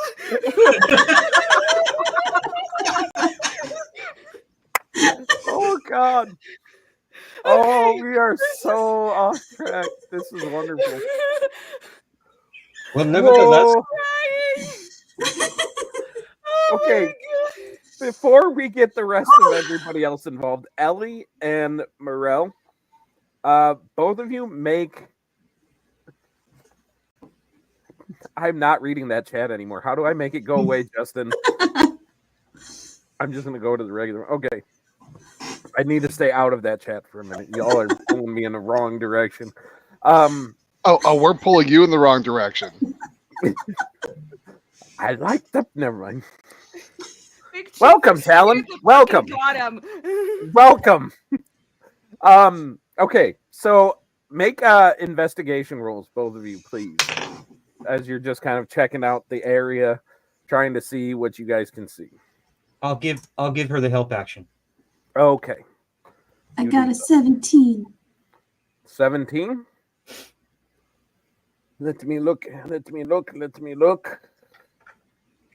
Okay, so as you are standing there on this beach and you are looking up at these rocky outcroppings above you, especially you being a druid, knowing the kind of patterns of where animals and creatures kind of come and go through the wilds and everything, you notice that there are 3 noticeable places, kind of breaks in the foliage that are growing kind of out of the cracks in the rocks. You know how you see on some of the nature documentaries, the trees that just grow where there really shouldn't be any. There's some of those, and you just see where there is, very obvious openings that you kind of sit there and say, that's probably somewhere where we should go. Like, that's probably where they went. So you at least got that information, and what you do with that, whether you call the rest of the party to you or whether you go back to the boat, is up to you. But that is the information that you would have to relay right back to Morel. She would sort of point it out to him and then just send a message using the earrings. Because are we close enough to use them? If Within we're 150 feet? 500 feet. Perfect. And then she would let Morella know that Morel was fine. He's just being a little shit. And just sort of be like, I've found some nests that we should investigate. If y'all want to come join us. Upon receiving the message, Morella would kind of, once she knows everyone has their bearings, figuring that's probably what the other 2 harpies flew back to, and knowing that if there is something bigger, they're probably going to cause more trouble. You just kind of hear an irritated sigh and just, well, I think we might as well clean these monsters out before they cause us any more trouble while we're sailing. I don't need any more damage done to my ship. Keep going home, my ship! And she was I'm like, sorry, that just jumped into my head but after our previous conversation. But she will respond with, you guys stand on by. Do not engage until we arrive with you. And Okay, so at that point, you see Morel's kind of right-hand man is kind of this older portal fella that just kind of comes up as you're saying that you guys are going to leave. He just kind of comes up and says, all right, ma'am, I got the ship here. Now I'll keep an eye on it, keep all the crew up and going. Well, you handle business. And she will pretty much check in. This was established, I'm guessing, at some point, that if nobody else was on the ship, it would be Moore's assistant that would take things on. Yeah, he is the oldest and most experienced seaman out of all of you. All right, so honestly. yeah, Morel and I'm guessing probably maybe you also knew the captain. Did you also know the captain as well? Well, yeah, you. Okay. No, he is not from your guys' ship. He would have heard of the captain. Okay, all right. But he didn't know him directly or anything. Considering Morella always has respect for the elderly, especially when it comes to the seafaring individuals, she will nod her head and she will then turn to Gail's assistant and be like, "You will help him with anything that is needed. Do you understand me?" Of course I understand you. I'm standing right here. You are a strange one, really, but nothing wrong with that. Just make sure everything stays in place. No more holes in my ship.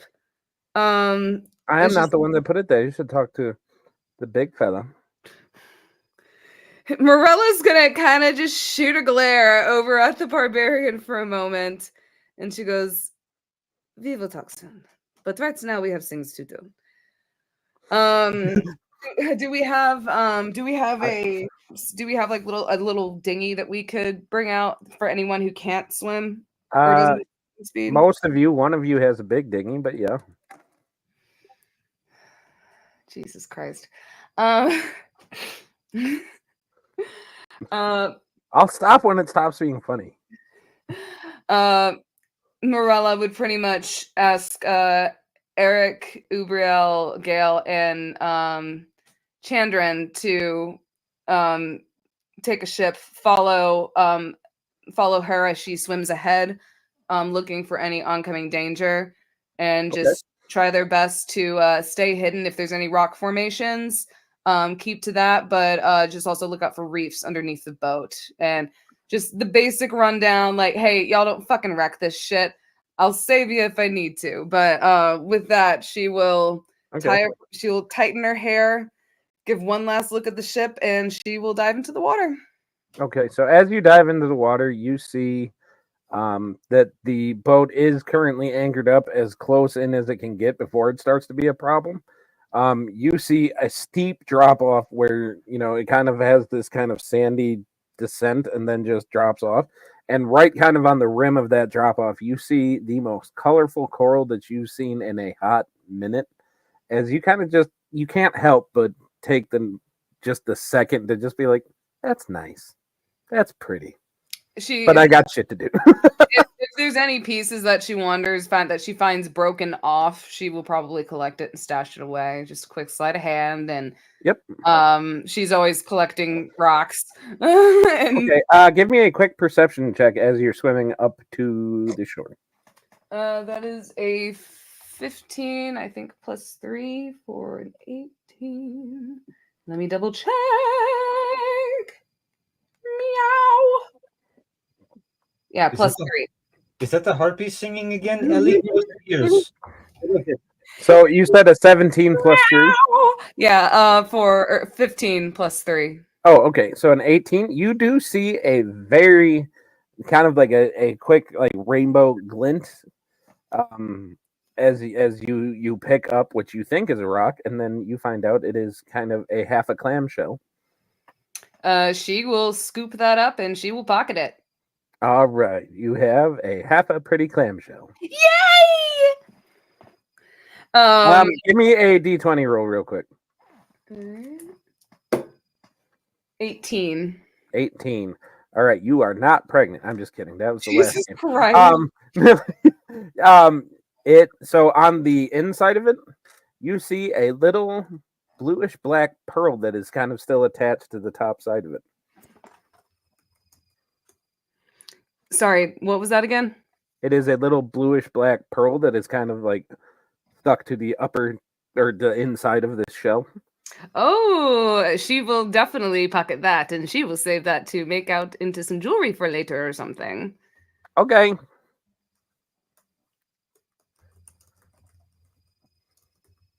Well, my detect magic is still up. Is there anything coming off of it?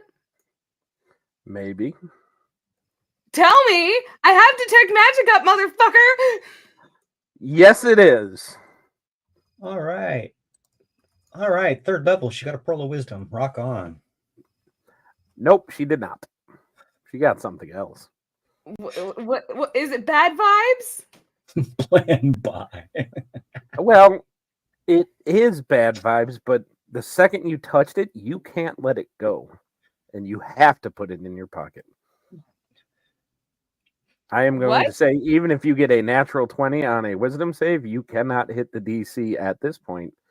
Did I just out of this? A fucking cursed object? God damn it. Oops, Daisy. Well, literally, Morella's gonna be like, this is pretty. Yeah. Oh, and when you yes, queen. And the second you pick it up, you're like, this is the most beautiful pearl I have ever seen, and I have to keep it safe. Yeah, that's what she's gonna do. All right, My precious. my precious. But yeah, she's gonna be swimming ahead of the boat. She will also be using shape water to kind of just help keep just pull the boat along beside her or behind her as well. Okay. So you guys get to the shore, and now all 7 of you are just kind of standing on this little 30-foot deep by about 40, 50 feet wide, but it kind of goes into kind of like a little bit of a horseshoe type shape beach. Well, Morel, I didn't think you would be the one to be wandering off on adventures. I thought that was my job. Well, the simple fact is this is I don't know what the somebody was talking about a reference to a horse's shoe, but this is actually a small bay or inlets, and it's not just horse's shoes. Maybe there are some horseshoe crabs around Goes somewhere. that Friend. way. It's not a inward bay. It is a So, it is a precipice or a point or maybe it's a small peninsula. I got you. Keep going. The voices in my head are arguing with me. Oh wait, that's a different character. Sorry. Voices in my head. I'm just going up. Is there like a walking path? Up to this spot.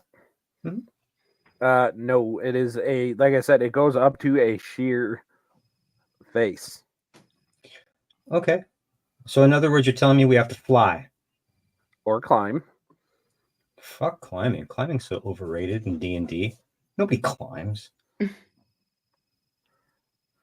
Because I trust you guys not to be meta.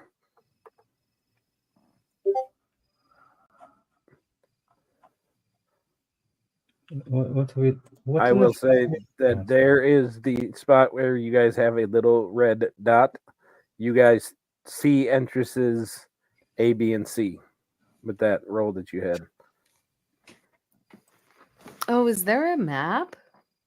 There's one that I see. I don't see any point in putting you guys on it because not enough happens in most of this map. But are we at A, B, or C? I'm saying that you guys can see up. You can see where A, B, and C are. Like you can see where where the kind of vegetation up towards this plateau is parted, where you can tell that these things frequently fly in and out of those areas.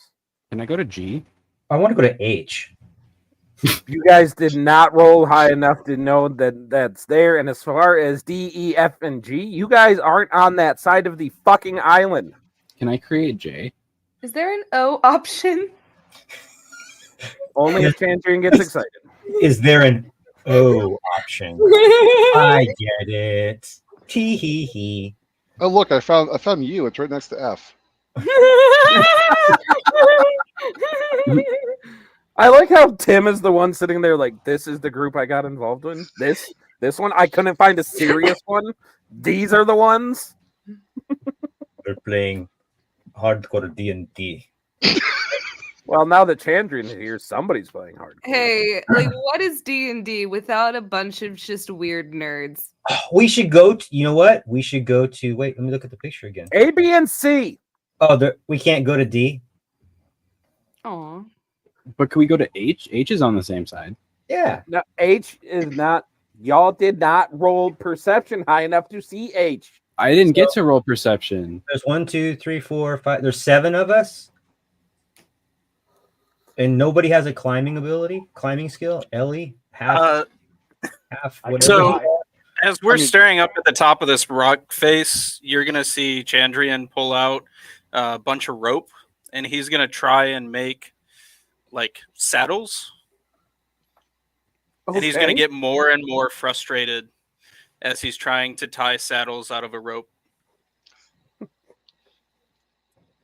I really want to give you advantage in not tying. You do have guidance. But I'm gonna take your character in a very you got. If I do that, so I don't know about that. You got emotional guidance to help you through your journey. On your first session, I don't want to turn your guy into some like kinky daddy dom character. Like, Hey, what if that's what he wants? I mean, if that's what he wants, that's totally up to him. Did we establish He the height? is a little bit softer with his emotions, so we'll I don't stay think- away from punishment for now. I mean, it's a good thing he's soft because if he was hard, half of us would be dead. I was gonna say the punishment is only for the. I'll be talking to all of you in therapy. Edit. Edit. And we're gonna be the Eric, ones listening Eric. to Gail. Eric, Morale. Do you remember the 2 buckets of fresh milk I brought you the other morning? oh God, no, no. Yeah, I told my assistants to take care of them.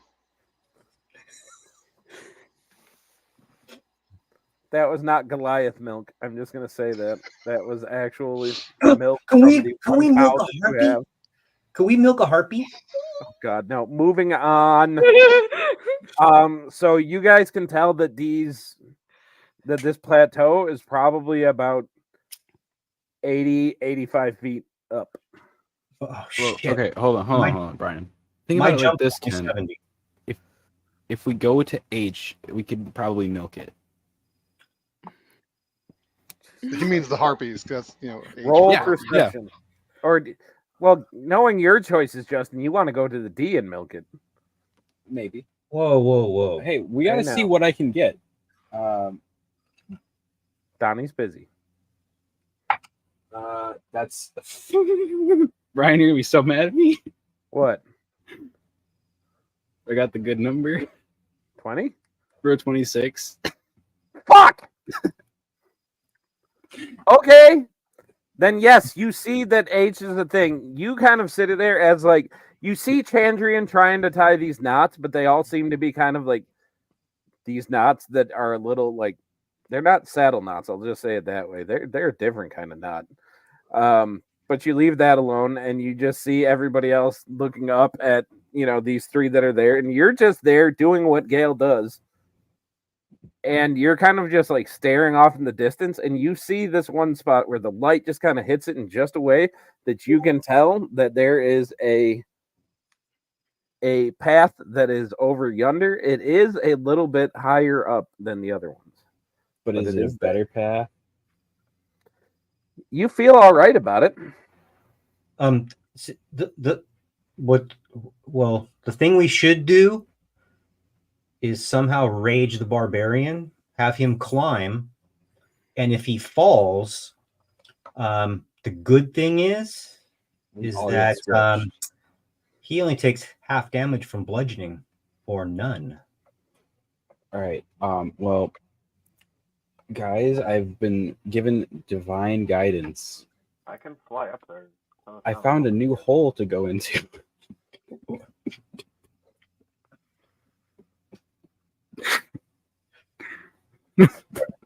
Where's this hole been for the past 18 years? No new holes.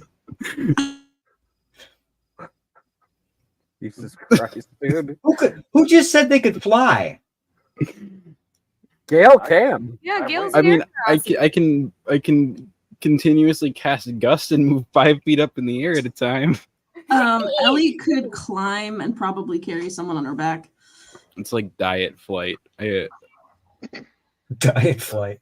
Ozempic Gabriel flight. has a Yeah. 30 flying speed, dude. So. But yeah.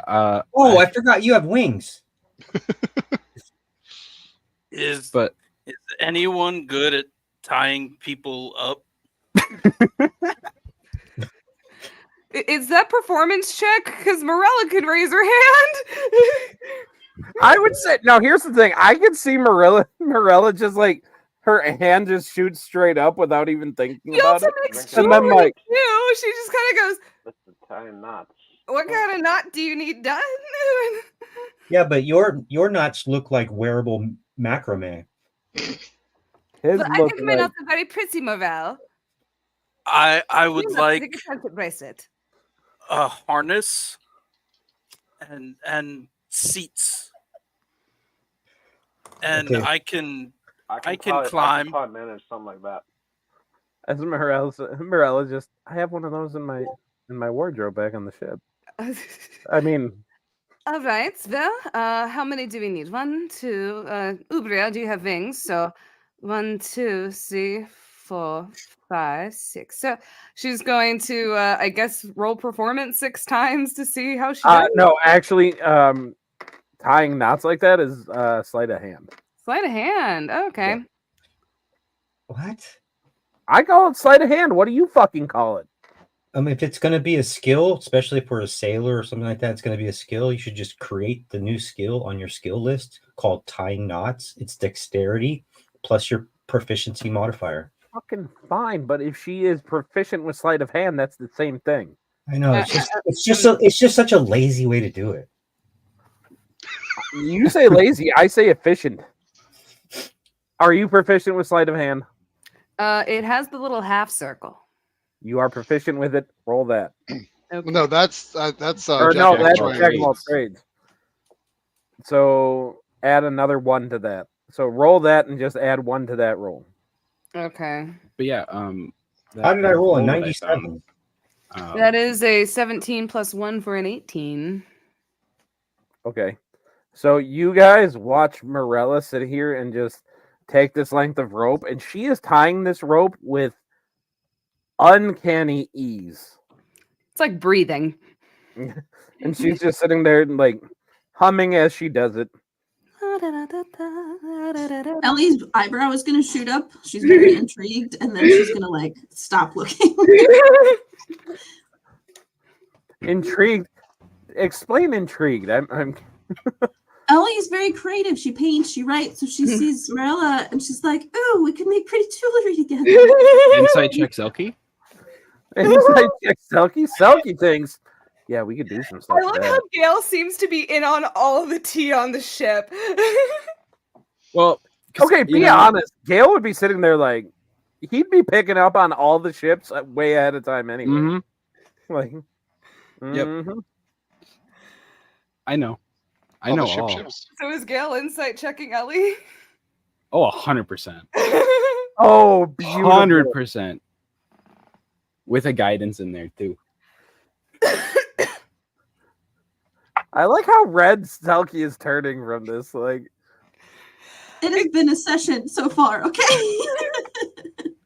Okay, so Talon's that is just a sitting there like, she 22 loves the rope. insight check on Ellie. You would probably pick up that she is crushing just a smidge on the captain. I'm gonna go over to Ellie, pull her over to the side a little bit. You know, it's a little bit of a conflict of interest, but there is paperwork for that. Just so you know, and then I'll walk away. Just walk away. Just What do you- plant the seed, let it the grow. voice that's inside of your head. What do you mean a smidge? You have been thinking about nothing but her. And I saw the things you thought with those ropes, and it wasn't all jewelry. Shut up! Super loud, just like shut up. So you just hear Ellie yell Yeah. shut up out loud.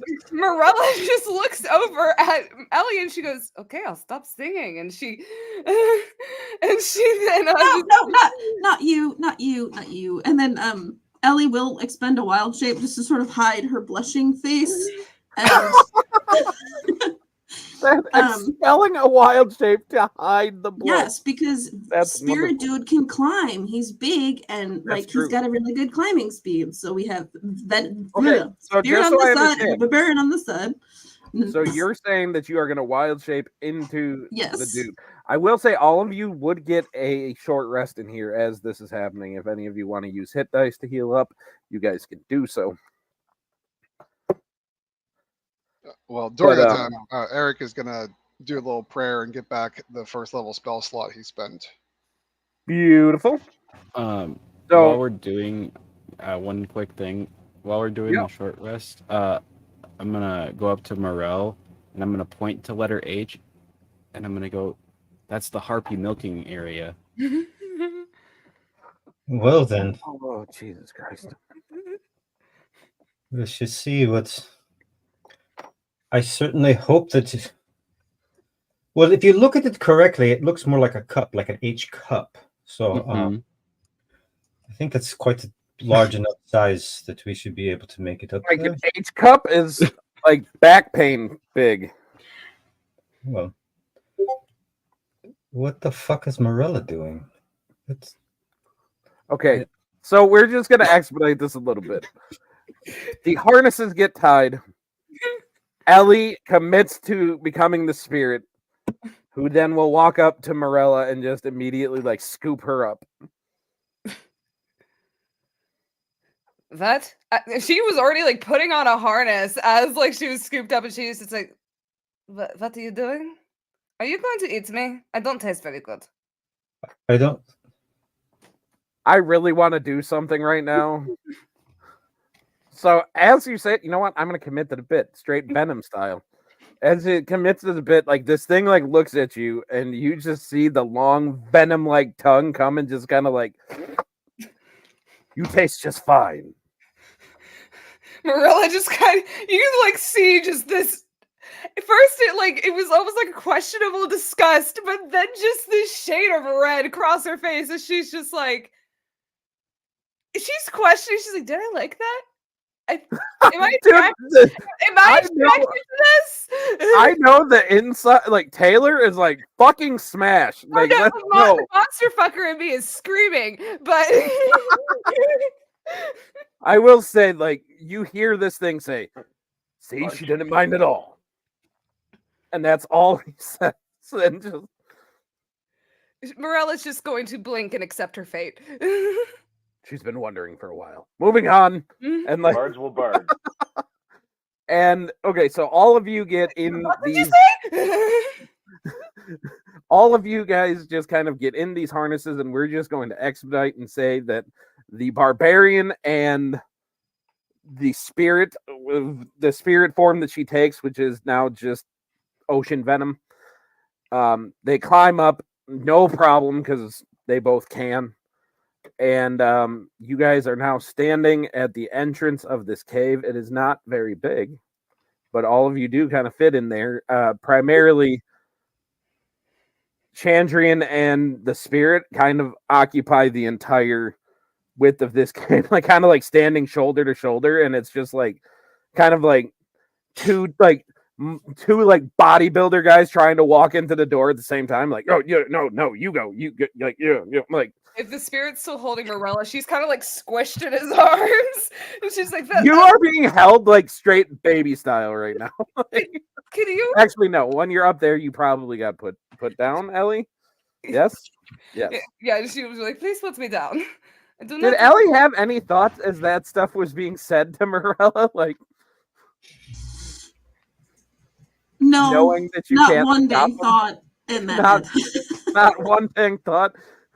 Fuck you! No, Is that panic static that you just went into? Just straight up like, I see no Schwartz in it. Yeah, pretty much. She's just like, fuck. You're supposed to be my buddy, man. This is not wingman action. was I not supposed to say that? It is what it is now. It's fine. She tasted delicious. We are at letter H, correct? Yes.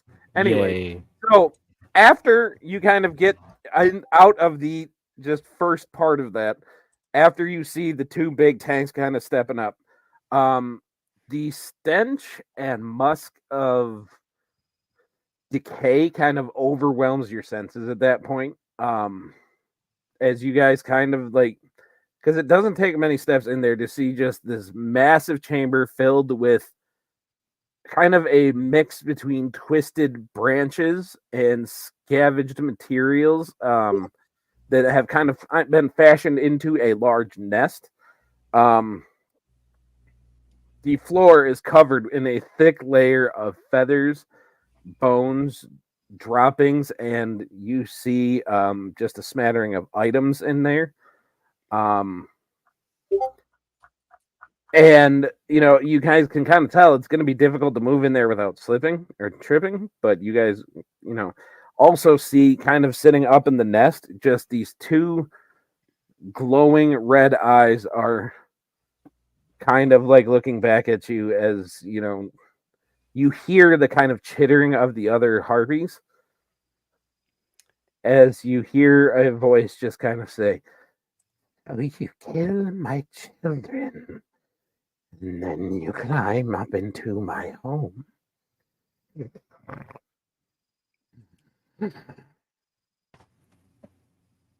What brings the intrusion? What brings you attacking my ship and my crew?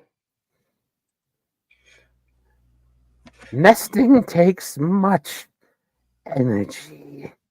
I She's the need captain. to feed. It seems Well, I like very much maybe did not you. like you feeding on my crew. But you all look so tasty. Eric, do you feel like cooking chicken tonight? Oh, I know a few recipes. Beautiful. Poetry.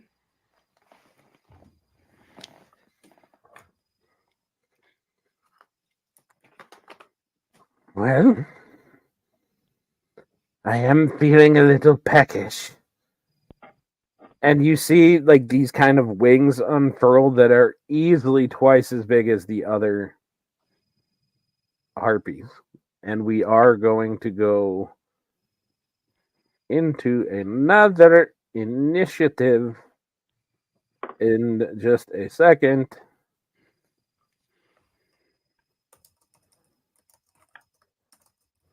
I have to make sure the right characters are in there. But of course. Well, I see I had it set up for the other group, and now Chantry is gone.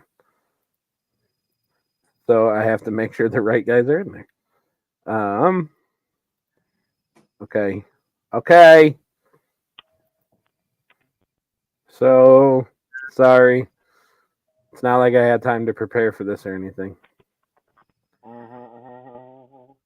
All right, it is good for you guys to roll the initiative again.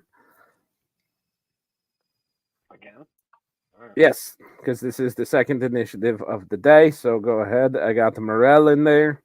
You know, like these fuckers attacked my fucking crew and ship. Morella's gonna fucking roast these things over a spit. Did you get mine in there?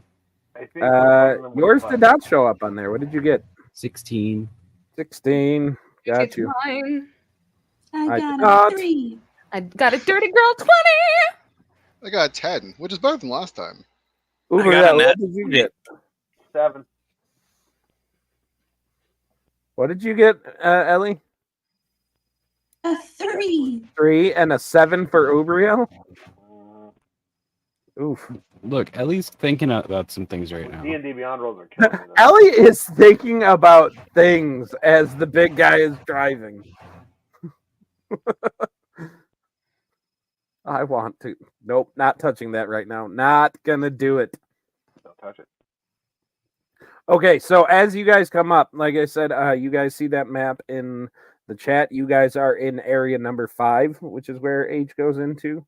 And to look over here and see what you guys see. Of course, it's not right there at the bottom because you guys have been doing shit. Where this big thing is kind of sitting right at that little. You see the little dot kind of along the wall between F and G. That's where she is over there.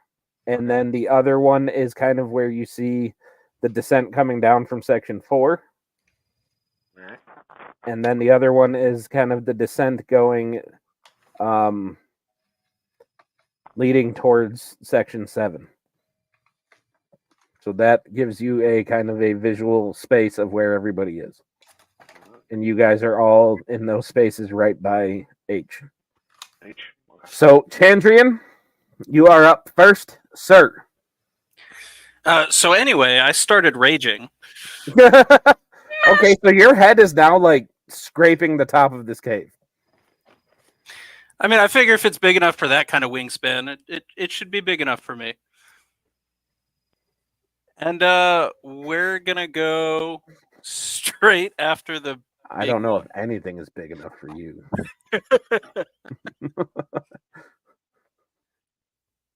I want to make so many jokes right now, but I don't want to make Ellie like, or I don't want to make Selkie just like explode. So that's a 16 to hit. 16 to hit the lady. That is gonna hit.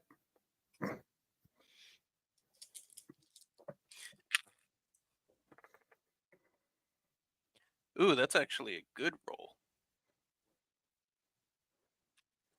22 points of damage. 22. And how close is she into the wall? She's pretty much her back is like the nest is against the wall right there. So you could kind Would of she like be knock her back alarmed? into the wall, but she wouldn't. She is a large creature, so you are kind of she's a little more hunched over and lanky, but you guys are approximately the same size. She just has wings. So I want to use my last badger action Okay. to kind of rebound her from the wall Okay. to try and just have her right up in my face as I start screaming at her. Okay. Let those feelings out, buddy. Let those feelings out. Does she need to make a save? Nope. As Or long as I hit, I can push. all right. So then, yeah, she definitely like bounces up against the wall and right back into your face as you are just yelling at her. So one of these harpies seeing you attack the matriarch is definitely going to get kind of angry, and she is going to fly at you. And neither of those are going to hit because fuck these dice. You know what? You guys are getting put in timeout. That's what you guys are getting. Fuck you guys. I've already had to put 2 of my d6s into timeout. So I feel good. You guys are being naughty. Apparently, Morella likes to be told that, but that's okay. Speaking of, she is up. All right. So this bitch is against a wall, right? Yes, with your large barbarian in his face. Okay. Okay. Her face, sorry. Okay. All right.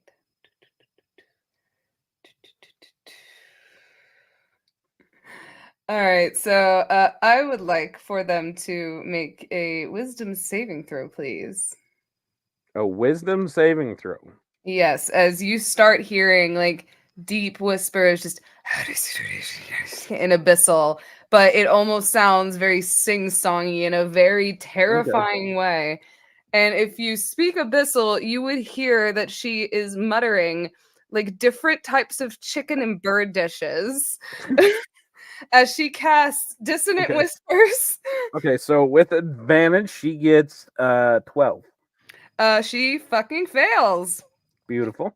All right, so that will be 4d6, I believe. Chicky Tell me. nuggies, chicky nuggies, chicky nuggies, chicky nuggies, chicky 40 nuggies, chicky 40. nuggies. So let me see here. 1d6, 2d6, 3d6, 4. Beautiful. All right, we got a 6, we got a 5, we got a 3, we got a 2, and yeah. Okay. Does anything else happen with that, or is it just 16 damage? It would be just the 16, I believe, psychic damage, and as a that will be all for right now. That will be all. All right. Is that your turn then, madam? Yes, she just wanted to give her a taste of what her fate is going to be. Beautiful. All right, Mr. Morel. You are muted, sir. I can see the biggest creature. Yes, you can, and you can see the other two as well. Yeah. So the biggest creature, I'm going to create. I'm going to cast, or I'm going to create. I'm going to call forth my tentacle of the deep as a bonus action. Okay. I'm going to have it 10 feet away from the target. Okay. And I can go ahead as soon as it's created. I'm going to do 1d8 damage to it. Okay. If I hit it. So let's see if we hit it. Does a 14 hit it? 14 just hits it. So with that, it's going to do 8 points of cold damage, Okay. just in case if that matters. Then I'm going to kind of look at it kind of weirdly. And I'll go ahead and cast Eldritch Blast. Okay. That's going to be a dirty 20, so 14 plus 6. Absolutely. And that's going to do max damage, 14 more points of force damage Beautiful. to it. End turn. Beautiful, beautiful, beautiful. Good turn. All right, and that is going to be Gale up next with Eric on deck. I cannot hear you, sir, if you are talking. So I have thoughts that are thinking. And About what tongue to use? besides that. So I could be a smart individual or I could be my character. Gale is Gale. Gale is Gale. How far away is the big one?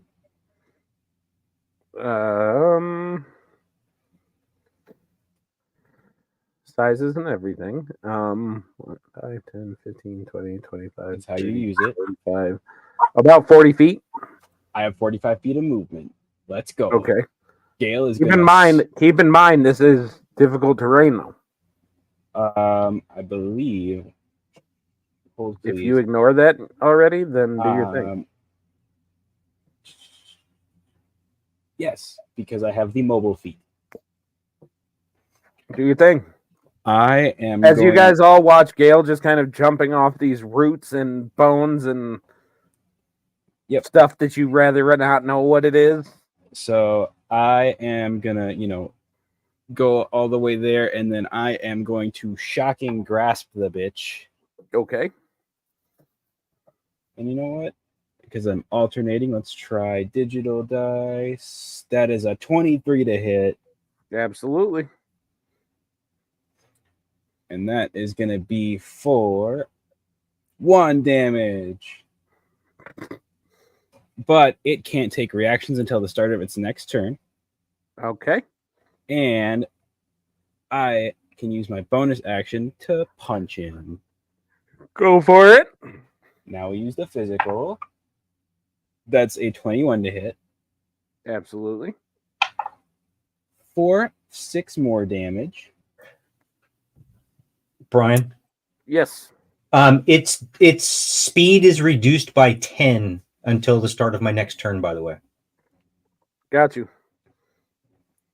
And then I'm going to go, you just got galed.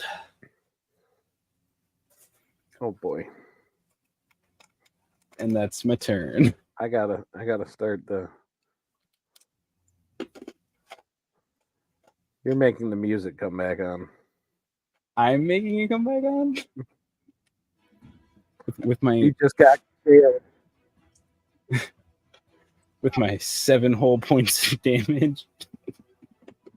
All right. I should give you anti-inspiration for that. I really should. All right, Eric is on. Eric is up. All right. So Eric is going to use his movement to move to the middle of the room. Okay. And then he is going to take his shield, which is just a repurposed pot lid. It's going to start to glow, and it's going to get brighter and brighter until it just flashes, and this searing burst of radiance comes out from it. And I need all of the harpies to give me a dexterity save. Okay. Any of your compatriots or just the harpies? Just hostile creatures. Okay, so that is going to be a 13 and a 16.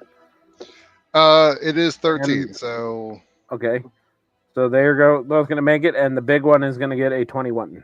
Okay, nice. So they're going to take. I need you to move. Thank you. I'm just picturing a cat just crawling out of Eric's armor, like out of nowhere. Just like, Ah, surprise attack! Okay, so they're going to take. Let's see, that's 13, half of 13 okay.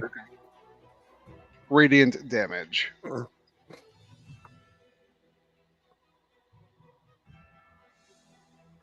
Okay, they do take it. All right, that is my channel divinity for Okay. currently, and let's see. And does the light stay, or is it just this kind of like bright flash? It's a bright flash. If it was magical darkness, it would dispel it, but if it's Okay. regular darkness, it does not go away. Okay. And Very good. let's see. I do believe that is going to be my turn. Okay. So since you're in the middle of the room, the one harpy is kind of going to glide over to you a little bit. The first one is a 12, but the second hit is a dirty 20. So on the second one, his shield is going to flash again, and I'm going to use my warding flare, and that roll now has disadvantage. Okay. That's an 8. And that's a miss. So you make her miss. Very good. All right, so that one misses. Now the big one is up. All right, so Mr. Gale. Uh-huh. Okay, the first one is going to be an 18, Uh-huh. and then a dirty 20, Uh-huh. and then a 19. Uh-huh. Okay.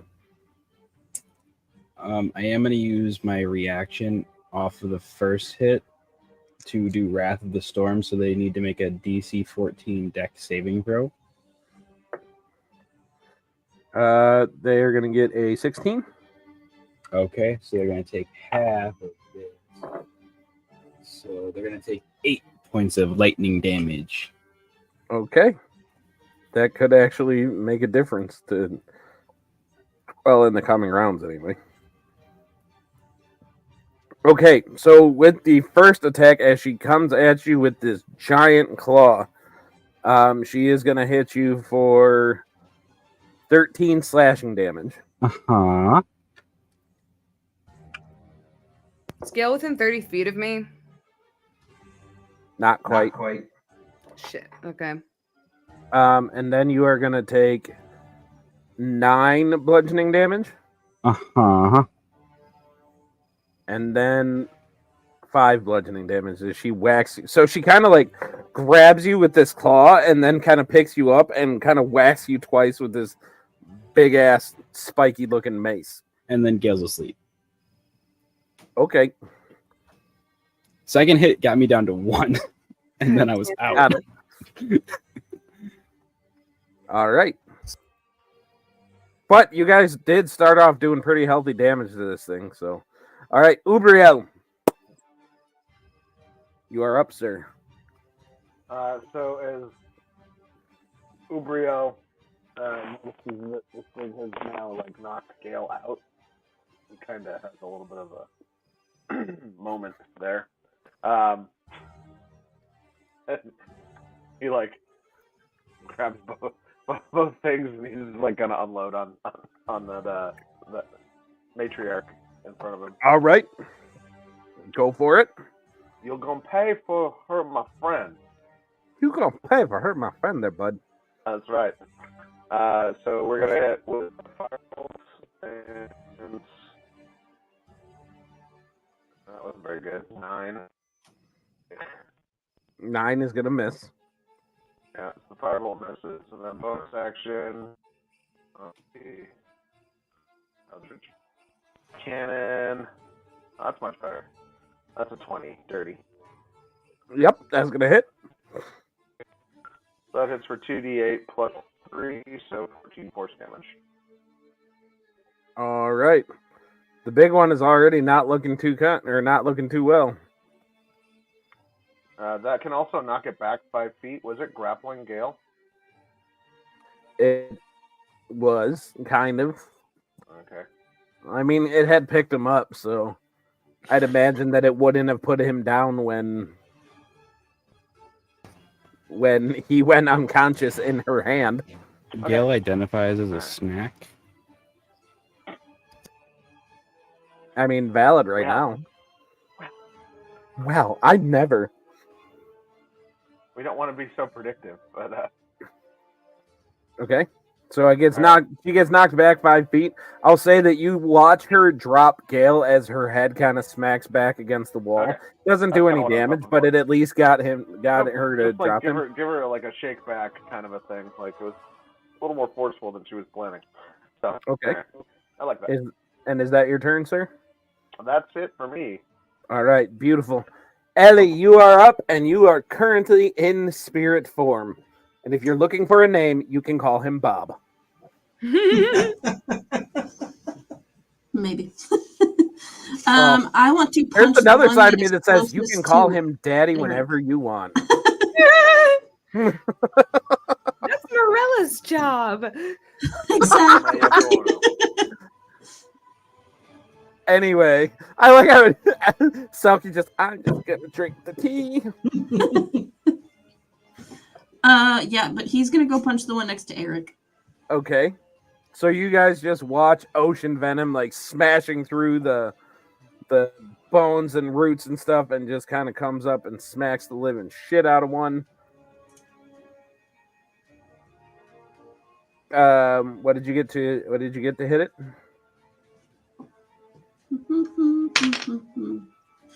A 16. You hit it? And then, according to this, oh, I do 3. 3? Yeah. Okay. And that's all he's gonna do, other than talk crap to it. Okay. I'm going to eat you with barbecue sauce. Oh, during my And- turn, can I have moved over to where Gale is? Sure. Like, Well, that's yeah. okay. I will say for those of you, because everybody's passive perception is over 15, except for Ubriel's and Morel's. Actually, no, like it is only well, Gale's unconscious. Eric wrong notices, and Ellie notices as you punch this thing in the face. You see the big one kind of wince as well. And that is going to bring up Chandrian as you are sitting there with the big one kind of bleeding from her nose, from her eyes, from her ears.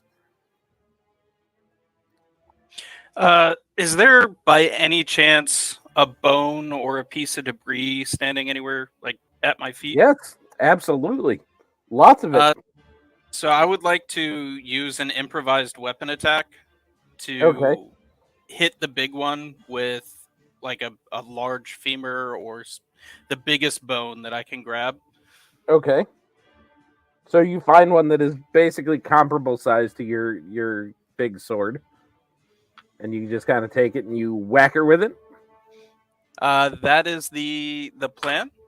Okay. For Roll a it. 21 to hit.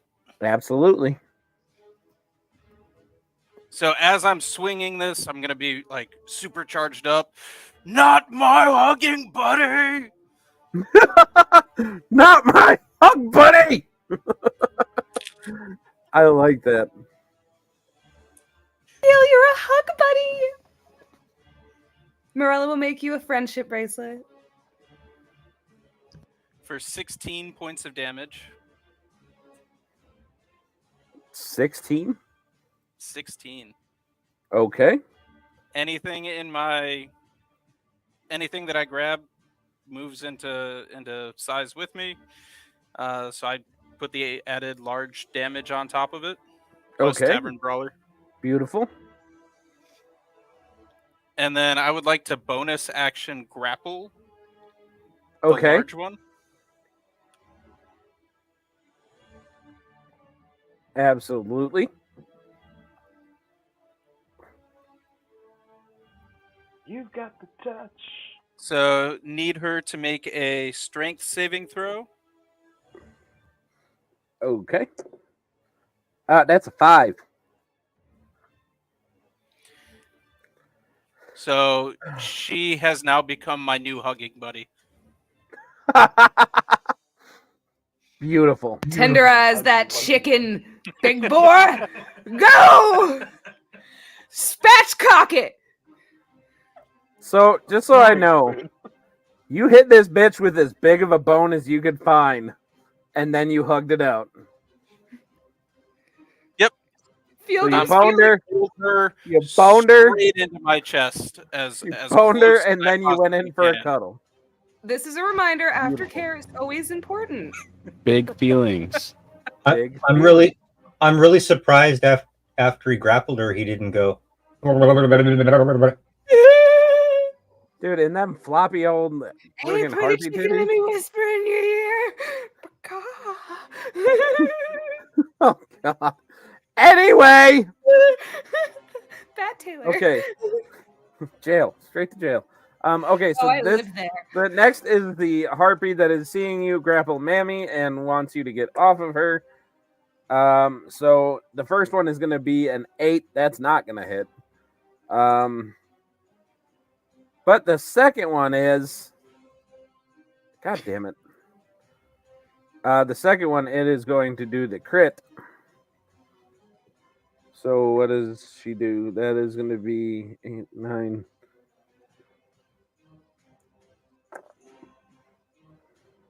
11, 12, 13, 14. 14 damage to you with her claws as she kind of comes up and like starts just clawing at your back of just basic slashing damage, if that makes a difference with your raging. But Morella, you are up.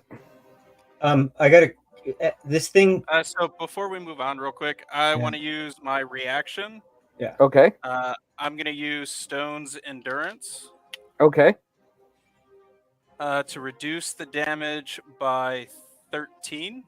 And Okay. then with my resistance, her claws don't even cut into my skin. Beautiful. So, given all this action, there's the little harpy flew by and attached himself to the back of the barbarian. Is that what you're saying? Yep. So Did he there's fly- no. Did we he fly didn't by get- you? Did we you didn't move? Any. My tentacle is 10 feet away. Does your tentacle get attacks of opportunity? Oh, I If don't it know. does, then take one. Go No, for it. I'm just asking. I don't know. I mean, it doesn't even have hit points. I don't know. will allow it. Go for it. Roll an attack of opportunity as this thing flew by you. Or by your tentacle. I just realized that everything about this encounter is like Taylor's Monster King going crazy. Like the entire thing. Look, anything involving this is a sea-bearing campaign. It involves krakens and buff street sharks. There is nothing that will not lead to debauchery on this. I mean, It is- and it is- tentacles. Now it's it is just, he can written just bust out a tentacle whenever he wants. 9 points of cold damage. Okay. Yeah, and that's dope as shit. Probably why I'll look it up. I'm going to look it up too, just in case. Okay. So we have the right ruling next Sweet. time. I approve. All right, Morella. You are up and you see that the big one has currently knocked out your glow buddy and So Chandrian's hug buddy. And now you see Chandrian is hugging the shit out of the big one. And you see that one of them came up and tried to start scratching at his back, but he got hard and that seemed to make it not work. So well, Morella is going to seeing Gail on the ground. She is immediately you see her tattoos all over her just start to burst with bright blue illuminating light as she runs to Gail and she goes, God fucking damn it! And she suddenly feels this surge of healing energy come out of her as I'm using my reaction this turn to cast Radiant Healing. When I am an ally 30 feet takes damage, you can use a reaction to heal them for any amount equal to your level. So he will get 3 hit points, but it will have him up. You can use his ability number of times equal to your proficiency bonus. So he is up with 3 hit points. That is my reaction. But for my action, let me see here. You should be like, you need to get up, Gail. This is no time for naps. We're definitely going to need therapy after this. It seems that the Goliath has set up even more of a vault than he already has. And she is then going,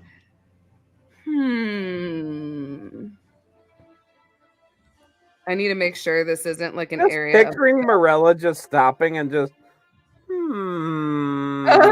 Oh no, she probably will be bickering bickering. while she's like playing on her lute, building up the pretty much like singing to the weave in order to ready her next spell.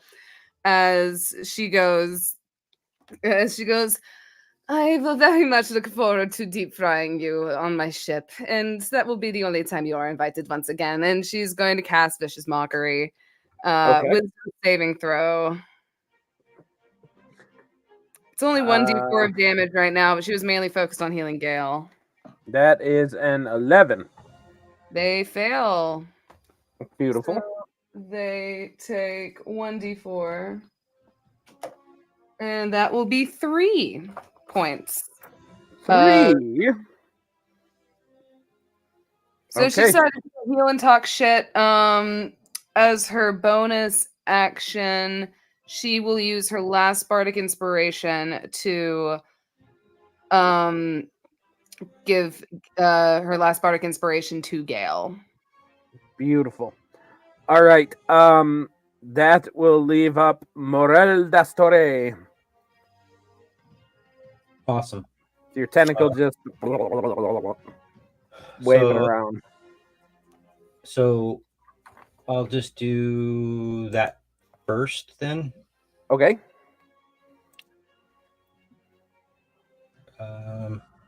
23 to hit. Absolutely. And then 6. Don't count the damage. I have something right here I'm writing. Okay. Because the tentacle cannot attack. Does not get an opportunity attack. Like like a spiritual hammer. Mm-hmm. It doesn't get. Got it. My bad. Oh, you're good. So then on my bonus action. Oh wait.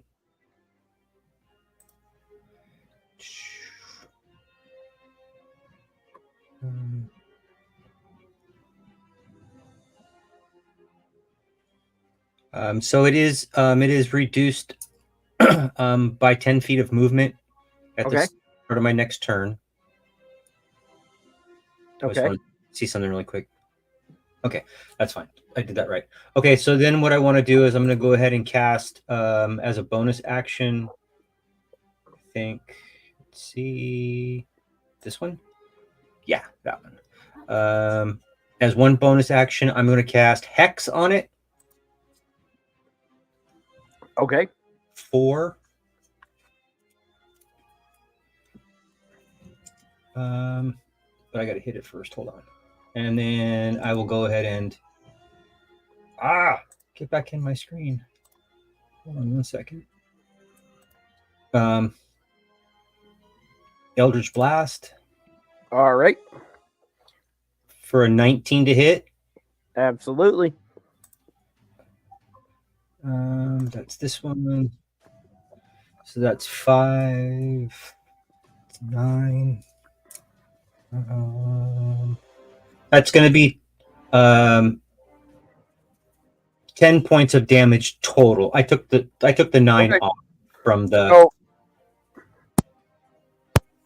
So as you Eldritch Blast this thing, and you see the big one just, her eyes go wide, and she starts screeching in pain and agony, and you see that like as her skin is starting to kind of crack and glow with this kind of sickly green glow, you see that the two other harpies are following in kind. And you see all three of them just kind of burst into this spew of ichor and nastiness that Chandrian kind of gets all over the front of him because you were hugging it. So she squirted on you. That and I've got one on my back, so I think it's completely surrounding me. Yep, I got squirted on by both sides. you sure did. Oh, she's a squirter. She sure is. I have to do this because my camera's messing up. I'm sorry for that, audience. But with that, combat is done.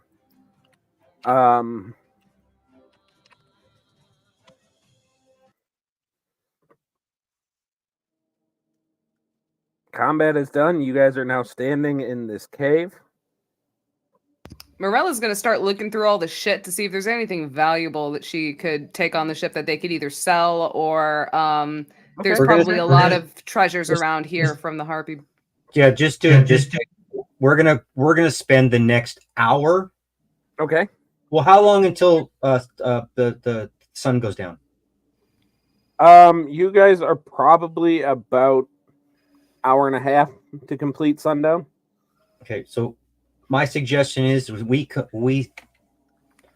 stay for an hour and 15 minutes, as long as we possibly can, and like go over this place room by room with a fine-tooth comb, and do not leave until literally every orifice has been thoroughly examined. My passive investigation's 15 on that, so we can run investigation checks if you need us to. But All right. So the way I look at passive aggressiveness, passive investigation is you just walking through the room just to see what you can see, without actually looking deeper for anything. So if you want to just take a second to go through that whole map and do that, that is okay. You see a large amount of bones and kind of flesh in various stages of decay. I will say it doesn't really take a roll. You get over to section 9.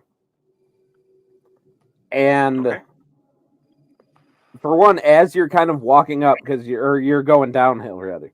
You're going downhill, and as you are, you notice that it gets noticeably warmer. Right? And you walk into this room that Eggs.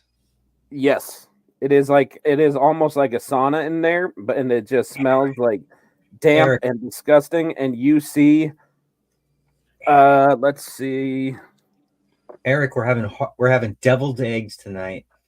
you see about 38 ostrich-sized, easily identifiable as harpy eggs. How They're much just- does each one weigh? How much does an ostrich egg weigh? Usually about 6 to 8 pounds. There And you go. And Brian, How did the fuck do you know that? I have a lot of weird facts in my head, dude. It's just all fucked up in there. did you read my DM, by the way? I just wanted to point that out to you.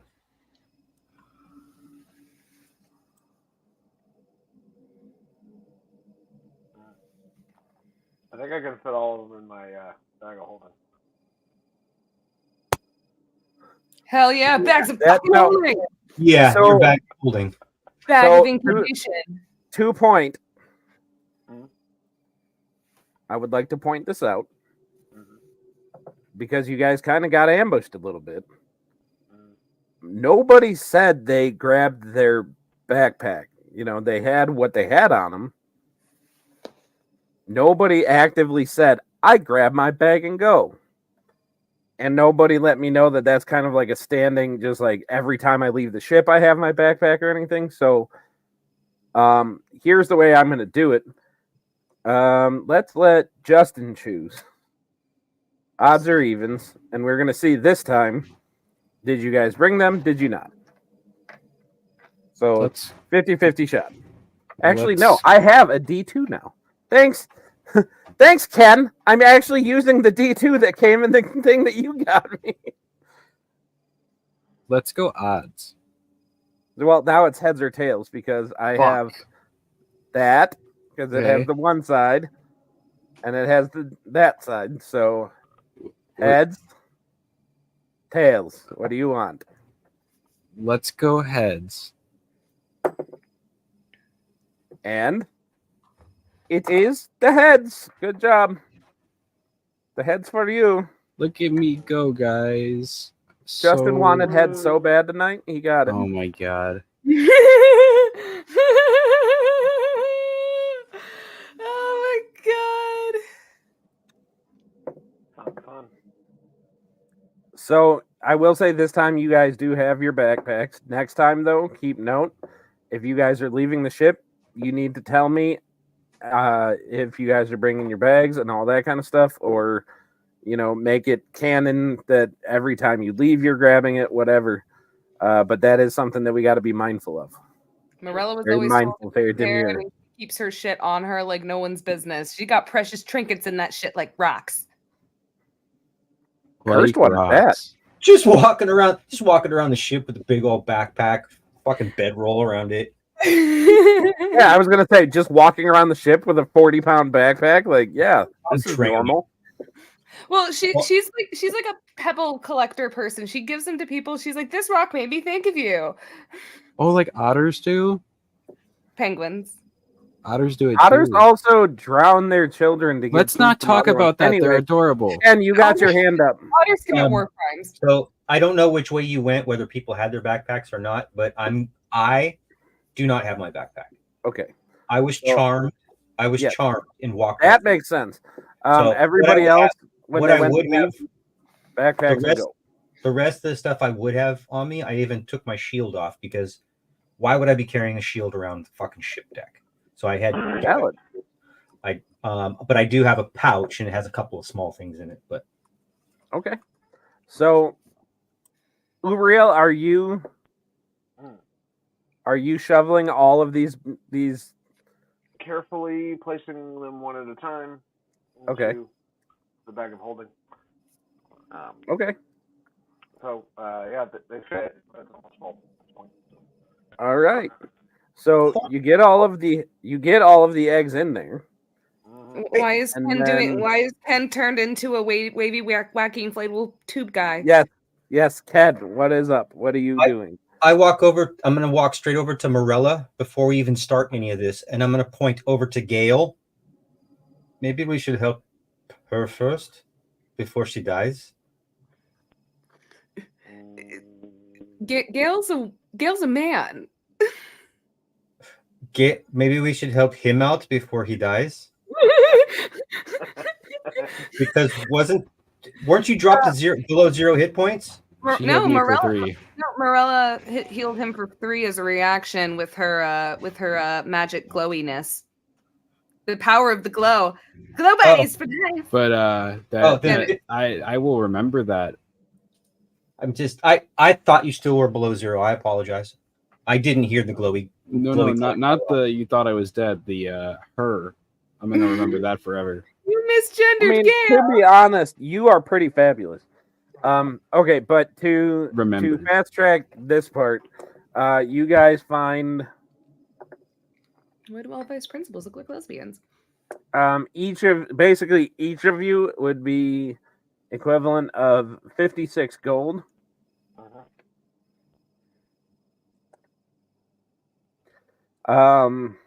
Again, each of you approximately 550 silver. And each of you about 720 copper. But then, Morel, I will say, as you're kind of walking around, you do come across a backpack. It is it is stuck to a skeleton, or a partially eaten skeleton, like laying on the back, but you do see a backpack and you see that it is full. And it definitely would catch your roguish interest. Okay. Do you want me to do investigation? Do you want to see if it's got a booby trap? What do you want? If you want to roll to check if it's trapped, you can go ahead and do that.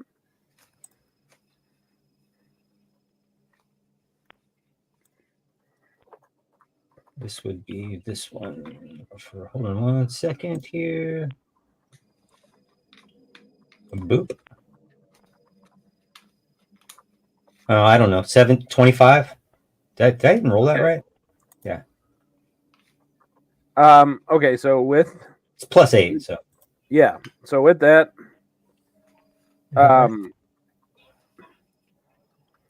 you see that it's not trapped, but it definitely like you need to kind of maneuver it so that you don't pull out like so basically you don't topple a whole pile of twigs and shit. well, God forbid I topple over twigs and shit. No, I mean like yeah. Big that's one big pile of shit. That type of shit. I don't. I'll take a bath. I can go into the ocean and wash myself out. Voice in my head. Okay, so then you just grab it and yoink, and sure enough, just like the whole, you guys all just see this pile of harpy shit just kind of like, and you just see kind of Morel just kind of like, Now, is there enough? Can I determine if there's enough room to put the 55 silver and the 72 copper in there? 720. 720, and I think I said 600 silver. But as you open it to 550. determine, you see a bunch of stuff in there. But yeah, it would have enough room for a bunch of Okay. coin. I stuff all. Somebody said 550. 550, whatever. Okay, Yeah, 550. 550 silver. Okay, I stuff all that in there. Put it on. Okay.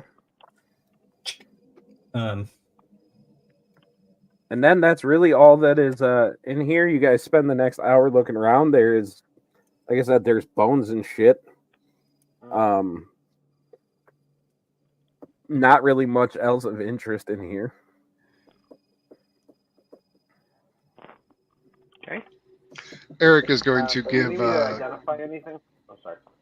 I was just going to say, Eric is going to give Gail one of his special snacks. Scooby snack.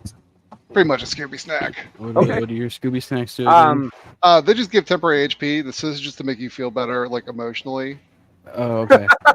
Emotional support snacks. I dig it. They give you what? I'll hit him with a cure wounds if he wants it. He's a cleric. He can heal himself. Yeah, I mean, that's valid. I can heal myself Doctor, heal that. if I want to. It's a Right. choice. Paging Doctor Heal Myself. So mean- as Chandrian, You know what? I think about you. I You know what? touch my Morella is skin. gonna sit here and hear them bickering about healing. You just hear Morella like let out a sound as she casts healing word and just gives all of y'all a fucking D4 plus my fucking spell casting ability. Stop arguing, motherfuckers. How many do we Ouch! get? I got too many hit points. I'm gonna die. Excuse me. All right, so I will say, Morella, You if guys- your detect magic guys- is still up, As Isn't it concentration? yeah, it's concentration. So it But you probably haven't is. taken any did you take any They got, damage? Morella did take some damage, not really in the Cast- cave though. And cast a spell. Yeah, she did cast a spell. Yeah, but so don't you that- have to cast another concentration spell to break it? No. Yeah, Oh. you can cast regular spells. Yeah. Yeah. You can cast regular spells. Yeah, Yes. my understanding is Really? concentration Yeah, you- is only you- broken when you cast another concentration spell. That's true. Your So you game. take it. And y'all have a D4. Y'all get 4 points plus 3, so 4, 5, 6, 7. 7 points for everyone. Everyone gets 7 points. Okay. So with that, and I will look up after stream, I will look that up to support what I'm saying. And if I am wrong, then we will go with whatever we read after stream. But for now, I think I got the tack on this, and the fact that Tim and Ken are with me, it makes me feel better. So I will say your detect magic's still up as Morel walks by. That backpack that he's carrying is like glowing, basically, to your detect magic. It's just like there is some shit in there. Marvel, what is that you found there? It's a backpack full of shit. It's just time to go. We can deal with all this on the boat. It's a backpack full of magical shit, is what it is. Okay, well, we can deal with it on the ship. Fair enough. Just make sure. Do I sense danger, magic? Not from anything there, only what is in your pocket. Yeah, only from your pearl. Look, it's just a pretty rock. Fuck you guys. I wrote down bad pearl. Bad pearl. Evil pretty rock. But All right. So yeah, we with that, will. morale. Okay, so we will retcon the fact that you guys get down, you climb down. Nothing else is coming around here. You guys go out. Who is getting in the boat and who is swimming back to the ship? Morella will be swimming. Ellie's am- swimming. Definitely Before not we swimming. head back to the boat, Chandrian is going to take a really nice sea bath to try and Okay. clean a lot of the goop off of The himself. When you get a squirter, that's important. It is. It is. And then I Cleanliness is will important. ride in the boat if you guys can wait for me to get all clean. When you're done with the sea bath, I'll use Gus to dry you off. And oil you up Hair with this majestically special flies in the wind.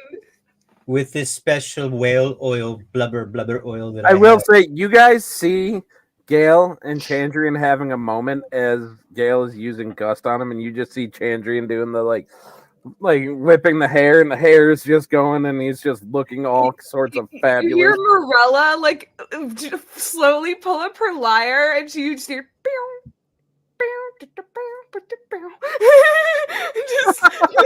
just walking very gently in the back. Alan, you might have walked into a ship, dude. I'm just saying, you might have walked into a ship.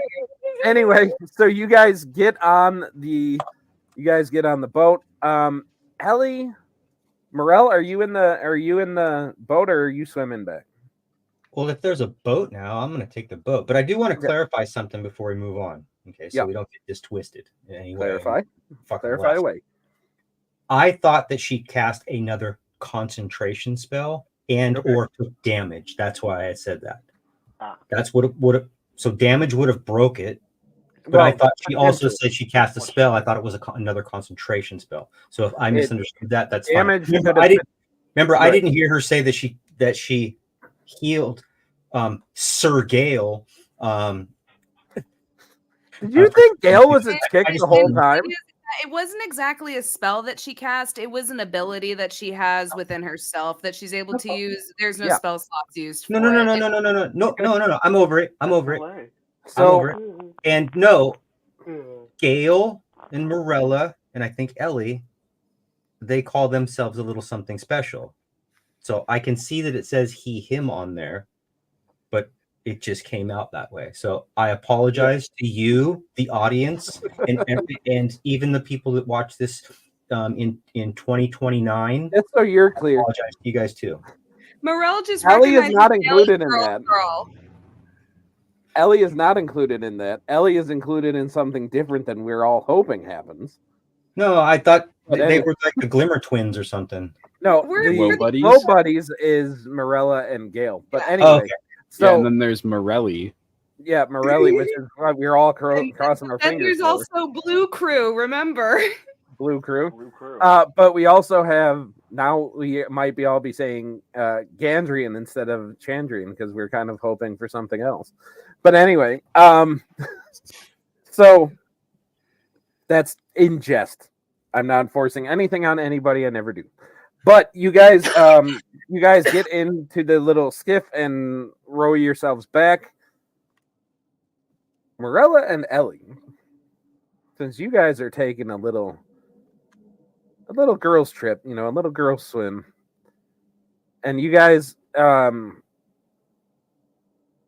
look up and you see the clear skies with the 3 moons that are all just a sliver under full as they are kind of trailing across the sky, and you see that the sky is lit up with stars. You can see the belt kind of going right in the middle where you kind of see the galaxy line, and it just looks so beautiful. But as you turn to kind of just dip under the water and just kind of feel that refreshing, cooling envelope of water over you, you guys both notice that the coral that was so bright and beautiful during the day is just glowing all sorts of different colors. And Morella, you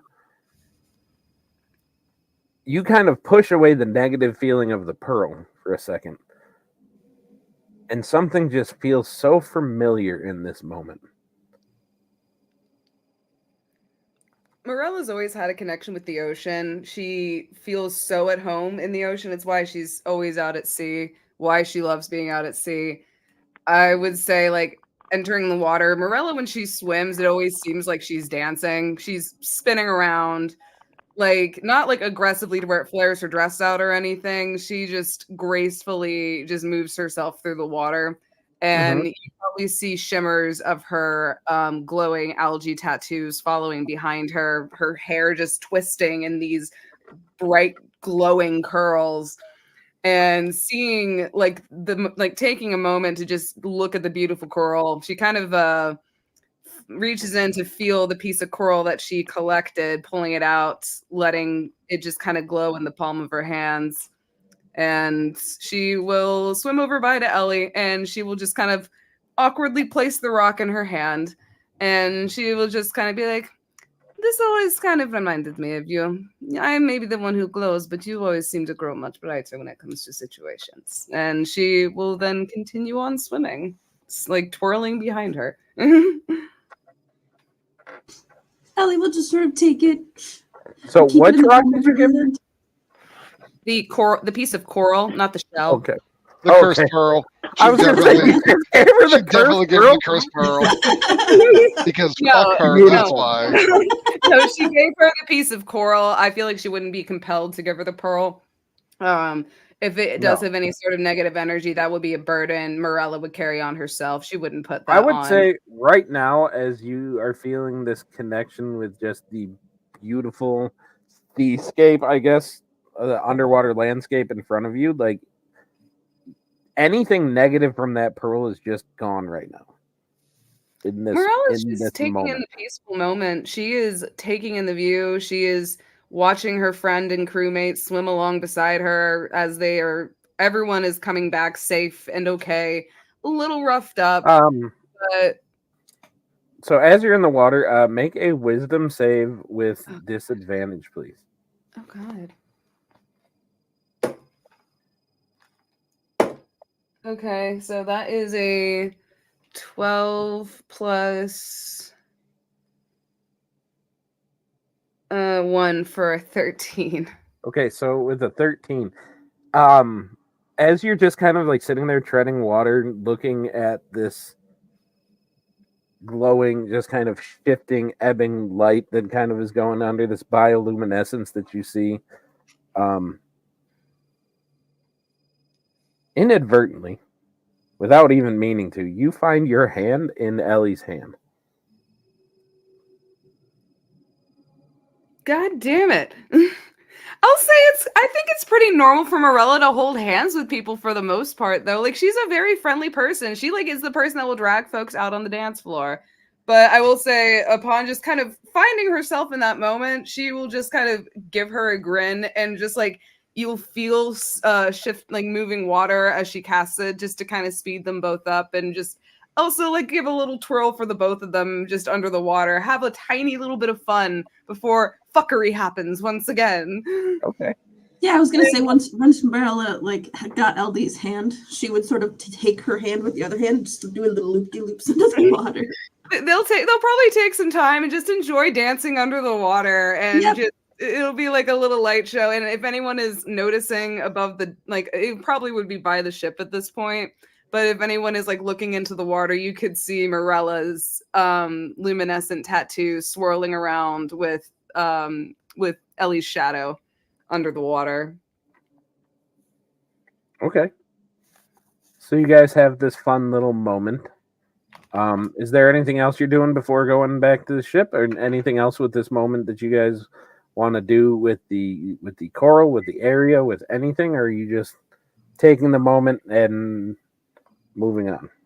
I will say before, like after the moment ends, she kind of, as they're approaching the ship, getting ready to go back on, if Ellie is paying attention to Marilla, you kind of see this touch of sadness on her face, knowing that like fun times are still kind of limited, but she's grateful for the little moments that she has with her friends and her crew and the people that she's spent a lot of time with in her life. And you kind of watch her take it all in as she takes in every moment around her before she turns to Ellie with a nod of reassurance, being like, well, you ready? She would just sadly nod. And with that, she will ascend to the ship with Ellie. Okay. Okay. So you guys both return to the ship, having had this little friendly and very unique moment. And you guys crawl up, and you guys, the last thing that we are going to do today, if you guys press it, there's a bag full of magic shit. I'm up for identifying stuff if anybody wants those services. Morel, let's see what's in that bag. Maybe we can sell it, or maybe we can use it. You're muted, Ken. Yeah, if you guys put in your gold, if you do me a favor and put in your gold, your silver, and your copper into your inventories, you're going to minus. So somebody needs to write this down, or all of you need to write it down. You're going to minus 6 gold pieces from that, 55 silver pieces from that, and 72 copper pieces from that. That is the 10% that will be given to the crew. All right. Very good. Thank you for remembering that, because that was going to be an issue if they didn't get paid. Is that just what we have currently on us? No, so you got 56 gold. Yeah, so minus 6 gold, 55 silver, and 72 copper, correct? Yeah. Okay. So whatever percentage he's using, it is just that much. 10%. Yeah, I just took 10% out of every take is what that is what the crew in their entirety, like that is what they get, and they are fine with it because that is more money than they've ever had before. But anyway, so you guys do that. If Morel is just kind of taking the shit out and putting it out there. No. Well, okay. So when they say what's in the bag, what are you doing? I'm not doing it in front of the crew. Okay, so that's true. Yeah, there's I will say there's no way I'm letting them know what I have. I will say Morella the crew or the party? The crew. Got it. Yeah, Morella would be calling Morel to her quarters as well as the main crew. Yeah, and I'm going to be very honest with you. Big Balls, he's part of the crew. He doesn't enter here. Chantrin would be asked to step outside until they speak further, but the main crew, currently the main crew, you will be part of the main crew, good sir. Do not worry. You're just a little scary right now. No, that's fine.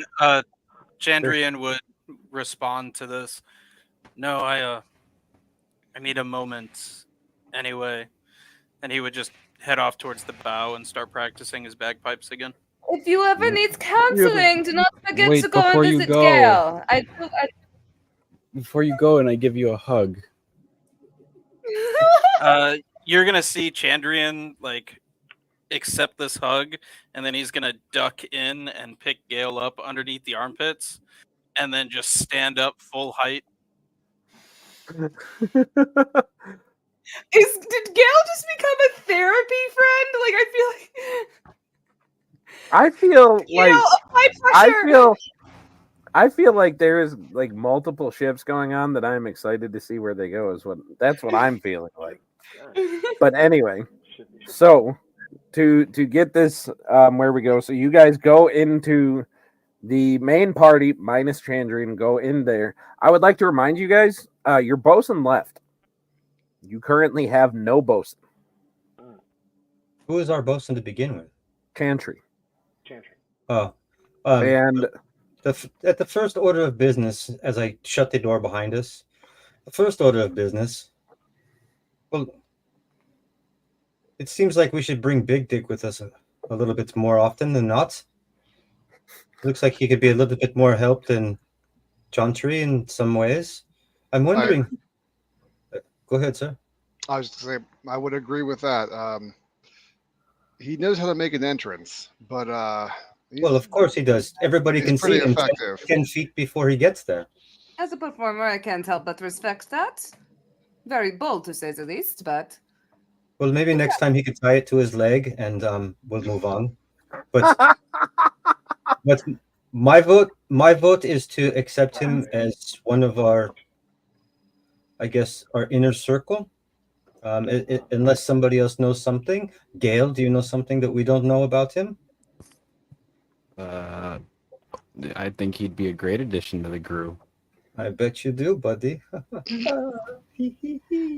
Morella will just What kind of are look you- over at Gail as she just chuckles, and she goes, "For as far as I could see, he has proven himself very worthy to be a part of this crew, and I would very much like to take him on any of the minor adventures that we I have to bet go on." she would. Well, and again, I'm Sorry. going to put forward that we recognize him as part of our inner circle. Aye. Okay, so do you guys Gail- do the whole Chandrian, you're not in yet. Tell him to go somewhere else, and then stick your head back out the door and be like, "Now You you're in." changed your minds. Gail, why don't you go tell him the good news? Tell him he gets to go see what's in the magical bags. Okay. He can come into the out now. In more ways than one. I I'm will gonna- go. Oh God! I will So I'll go. Oh God! Just go. Yeah, the floor is yours, sir. I will go to the Chandrian, where he is playing his bagpipes, which is something I'll have to get used to.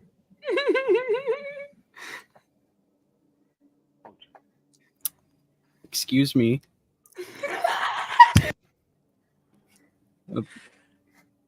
Chandrian will very delicately set his pipes down and then just kind of one hand behind, one hand in front of him because he's cross-legged, just spin himself around, probably still level with you, eye to eye.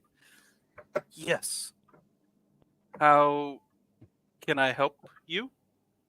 We took a vote and unanimously are welcoming you into the upper level of the crew. You showed a lot of promise today and are going to be a valuable asset. I asked that. That ass You- no. So, would you like You to? did not have to do that. You guys have paid me more than any other pirate crew I've ever been a part of. This opportunity is greatly appreciated.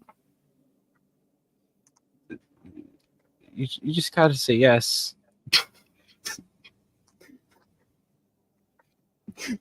He's gonna shake his head in like big swinging movements, and then just like face palm onto his forehead. I mean, yes. Okay. I'm gonna show you the quarters. Yeah. Come on. Oh my! So now he's getting shown. The captain's Fucking quarters. blushing. Where we're having our meeting. Dude, I think Selkie is abnormally into this, and I'm here for it. She's just like sitting there, like, yay! Okay, so he leads you back to the captain's quarters, where I lost my phone, even though okay, there it is. Sorry. Okay, so as you guys are pulling stuff out, the first thing you pull out is a book, which, if you are identifying as we're going, You guys, one of you can take the hero's cookbook. Attic? You find a blowgun with a few darts, and you guys can add the compass blowgun.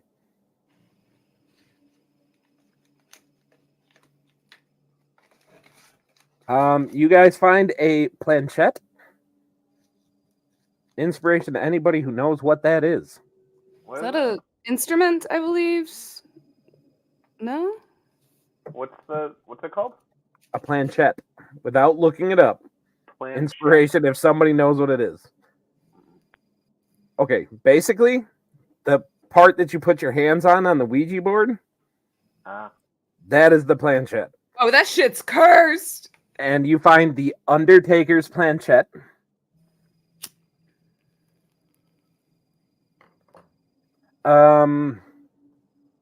Morel, if you could roll a d6 for me, please. So Hero's Cookbook and what 3. the Undertaker's planchette? 3. So you pull out 4 mage arrows.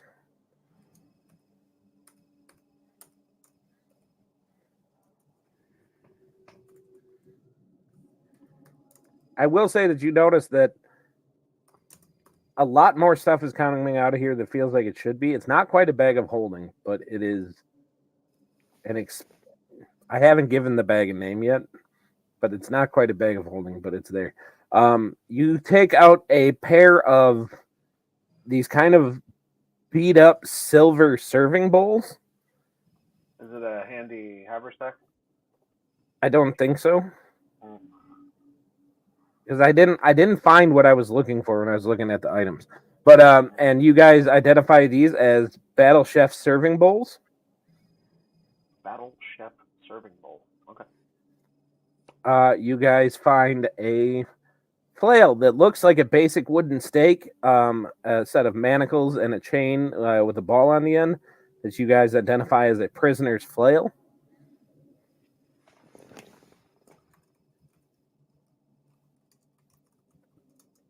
You guys find a seafarer's whistle.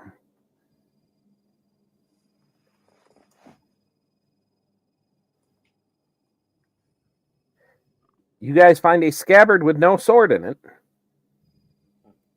But it is called the Wyvern Stinger Scabbard. You said a sailor's whistle? Seafarer's whistle. Also, the spelling's gonna be terrible, y'all. Sorry. And then the last thing that you pull out, Morel, as you go into the bag to get it, is a set of nesting dolls that you guys identify as surprise nesting dolls.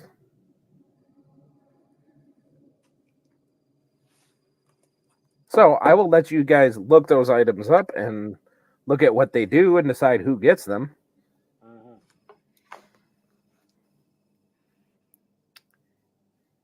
I guess we could do that, and we afterwards, and then we can establish further in the next of who gets what in the next campaign. If y'all would like to do that, or if you guys Yes. want to sit down, discuss it out we In the can do next that. campaign.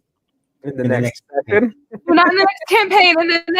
In the next session of the campaign. You know what I mean, motherfucker? You guys can RP it right now if you guys want. We got a little bit of time before we at our time, or we can do it next time. Totally I'm just gonna do one thing if it's okay with the party.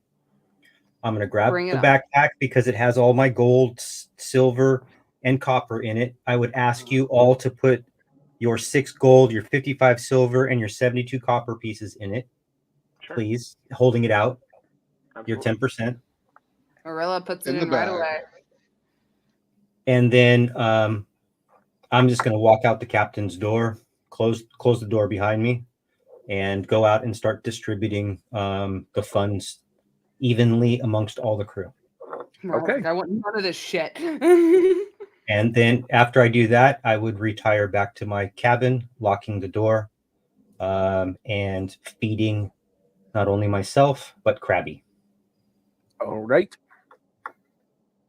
Speaking of, Morella, when is the last time you gave your little companion any attention? Just before we got attacked by harpies. Did you? Yeah, she pulled it out like at the beginning of the session. Okay.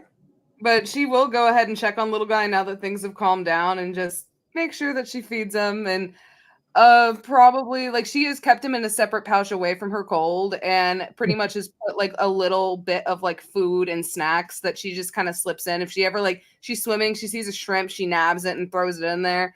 And like she will be making she does kind of make an effort to just put scraps and food and table scraps in there to keep him satisfied and fed. Random cat bits and harpy parts. Well, hello, little Zen. How are you? I hope it wasn't too much of a bumpy ride for you. And it just kind of is cooing and kind of nuzzling into your finger as you kind of scritch it a little bit. I'll be right up. She's gonna take a loaf of bread that she usually just kind of always has snacks in her office because Okay. and she will leave the loaf of bread in front of him for him to eat. Okay. And you see, like, he takes like half of the loaf in like one bite, despite how small he is. Morella You turns just to see him points like finger, rolling. and she goes, You need to take small bites. Big bites are not good, and you need to chew your food." But with that, she will start going through and figuring out what the fuck these things are. Like I said, totally up to you guys. We had about 20 minutes before we're at the limit. If you guys want to RP it now and go through it, totally cool. If you guys want to look at it in the meantime and get at it next time, that's cool too. Whatever you guys want to do, it's your show. We got, like I said, about 20 minutes. Let me know. I think let's do it started next time. I like to kind of do a good bit of research on the stuff that we have before we aimlessly just hand it out to folks. Yeah, that works. I'm really excited for this stuff. Here's cookbook, Undertaker's planchette, Parmesan. I'm excited that we got ourselves some booty. So I can't find the cookbook anywhere. Did I not enter it yet? I might don't not see have it entered in there. I I think I saw everything else, but I didn't see that. Yeah, and I there's might have forgotten that one because I did get a little distracted with going to the doctor today. That's my bad. I will get it in by tomorrow. looking at that stuff. You guys can have whatever you want. There's nothing there I want. Don't you shoot arrows? No, Oh, I thought you did. I don't even have a bow. I don't have any ranged weapons. I might have thought Skip. I don't know. I use Eldritch Blast. Eldritch Blast. That's true. Blast. All right. So with that, then we will call it a night. Typically, what we do here at the end is we give a little bit of a shout out to the other stuff anybody on the stream has going on. I will say that you guys can come back Monday. We are doing kind of a Final Fantasy VII themed campaign, Neo Modern. We had our first session, didn't go too swimmingly because unfortunately, like mid session, a couple of our players actually came down with food poisoning and had to go. So that kind of, we're starting on a stutter step a little bit, but we're going to be coming back on Monday with session number 2. We're pretty stoked about it. So we got that going on Mondays. And then obviously every other Friday, as you are here with us, we do our Age of Forsaken. Wednesday, you got something, Ken, because I had to bow out of that one because I was overcommitted. What do you got going on Wednesdays, Ken? We're playing D&D. Why do you hate me? Oh, we play D&D at was it Yes. 6 p.m. Central? 8 p.m. Central on Wednesdays. You guys, they are playing through the Shattered Obelisk and the then same, some. On the same channel. Yep, it's the same channel. Right And back here. I'll be posting all that stuff hopefully this weekend. So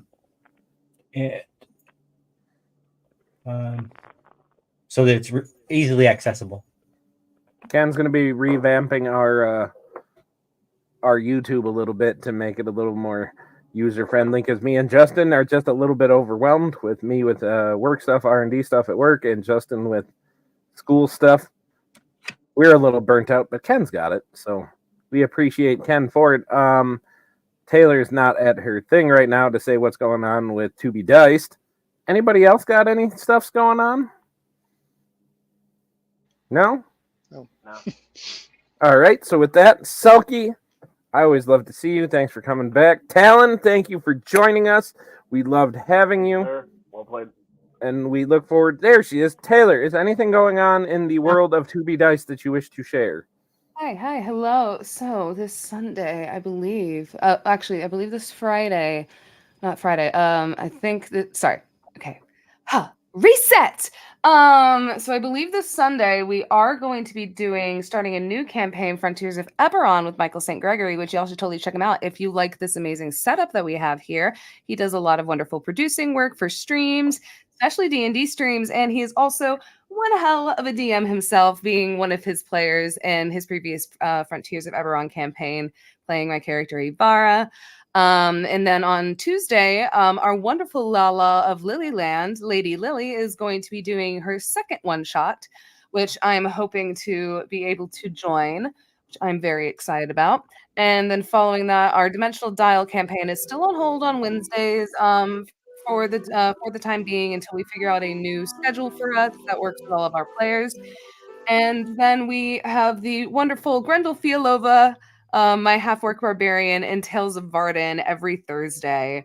And over on 2B Diced, and y'all should totally check it out because she is fucking adorable, but she is going through it, buddy. Going through some shit. Oh yeah. But yes, we that's fully what we got. endorse spreading the love to the other campaigns, to the other streams, to the other creators on here. We have cultivated quite a wonderful network here at the Clockwork Nexus, and at 2B Dice, we are overlapping, and at Lady Lily of La La Land and her whole thing that she's getting up and running. It's kind of all a collaborative effort because despite the fact that D&D is more mainstream than ever, it's still pretty niche considering. So the fact that we have all found our way here, fucking wonderful. I appreciate all of you. So with that, though, I will kill the music. There we go. But with that, we will call it a night. And we will see all of you guys later on. We will see you guys for Golden Ghosts in 2 weeks. Until then, all of you guys be safe. And how do you end it, Taylor? I never get it right the same way. Do you? Don't do anything I wouldn't do. Don't do anything I wouldn't. Okay, so first it's make good choices. Don't do anything I wouldn't do. But if you do, have fun doing it and don't get caught. Beautiful. Taylor, you are now in charge of ending every stream before I roll the thanks for watching. So with that, thank you guys for watching, and I will see you guys next time. Peace out, girls. Love you guys. Good night. Ah.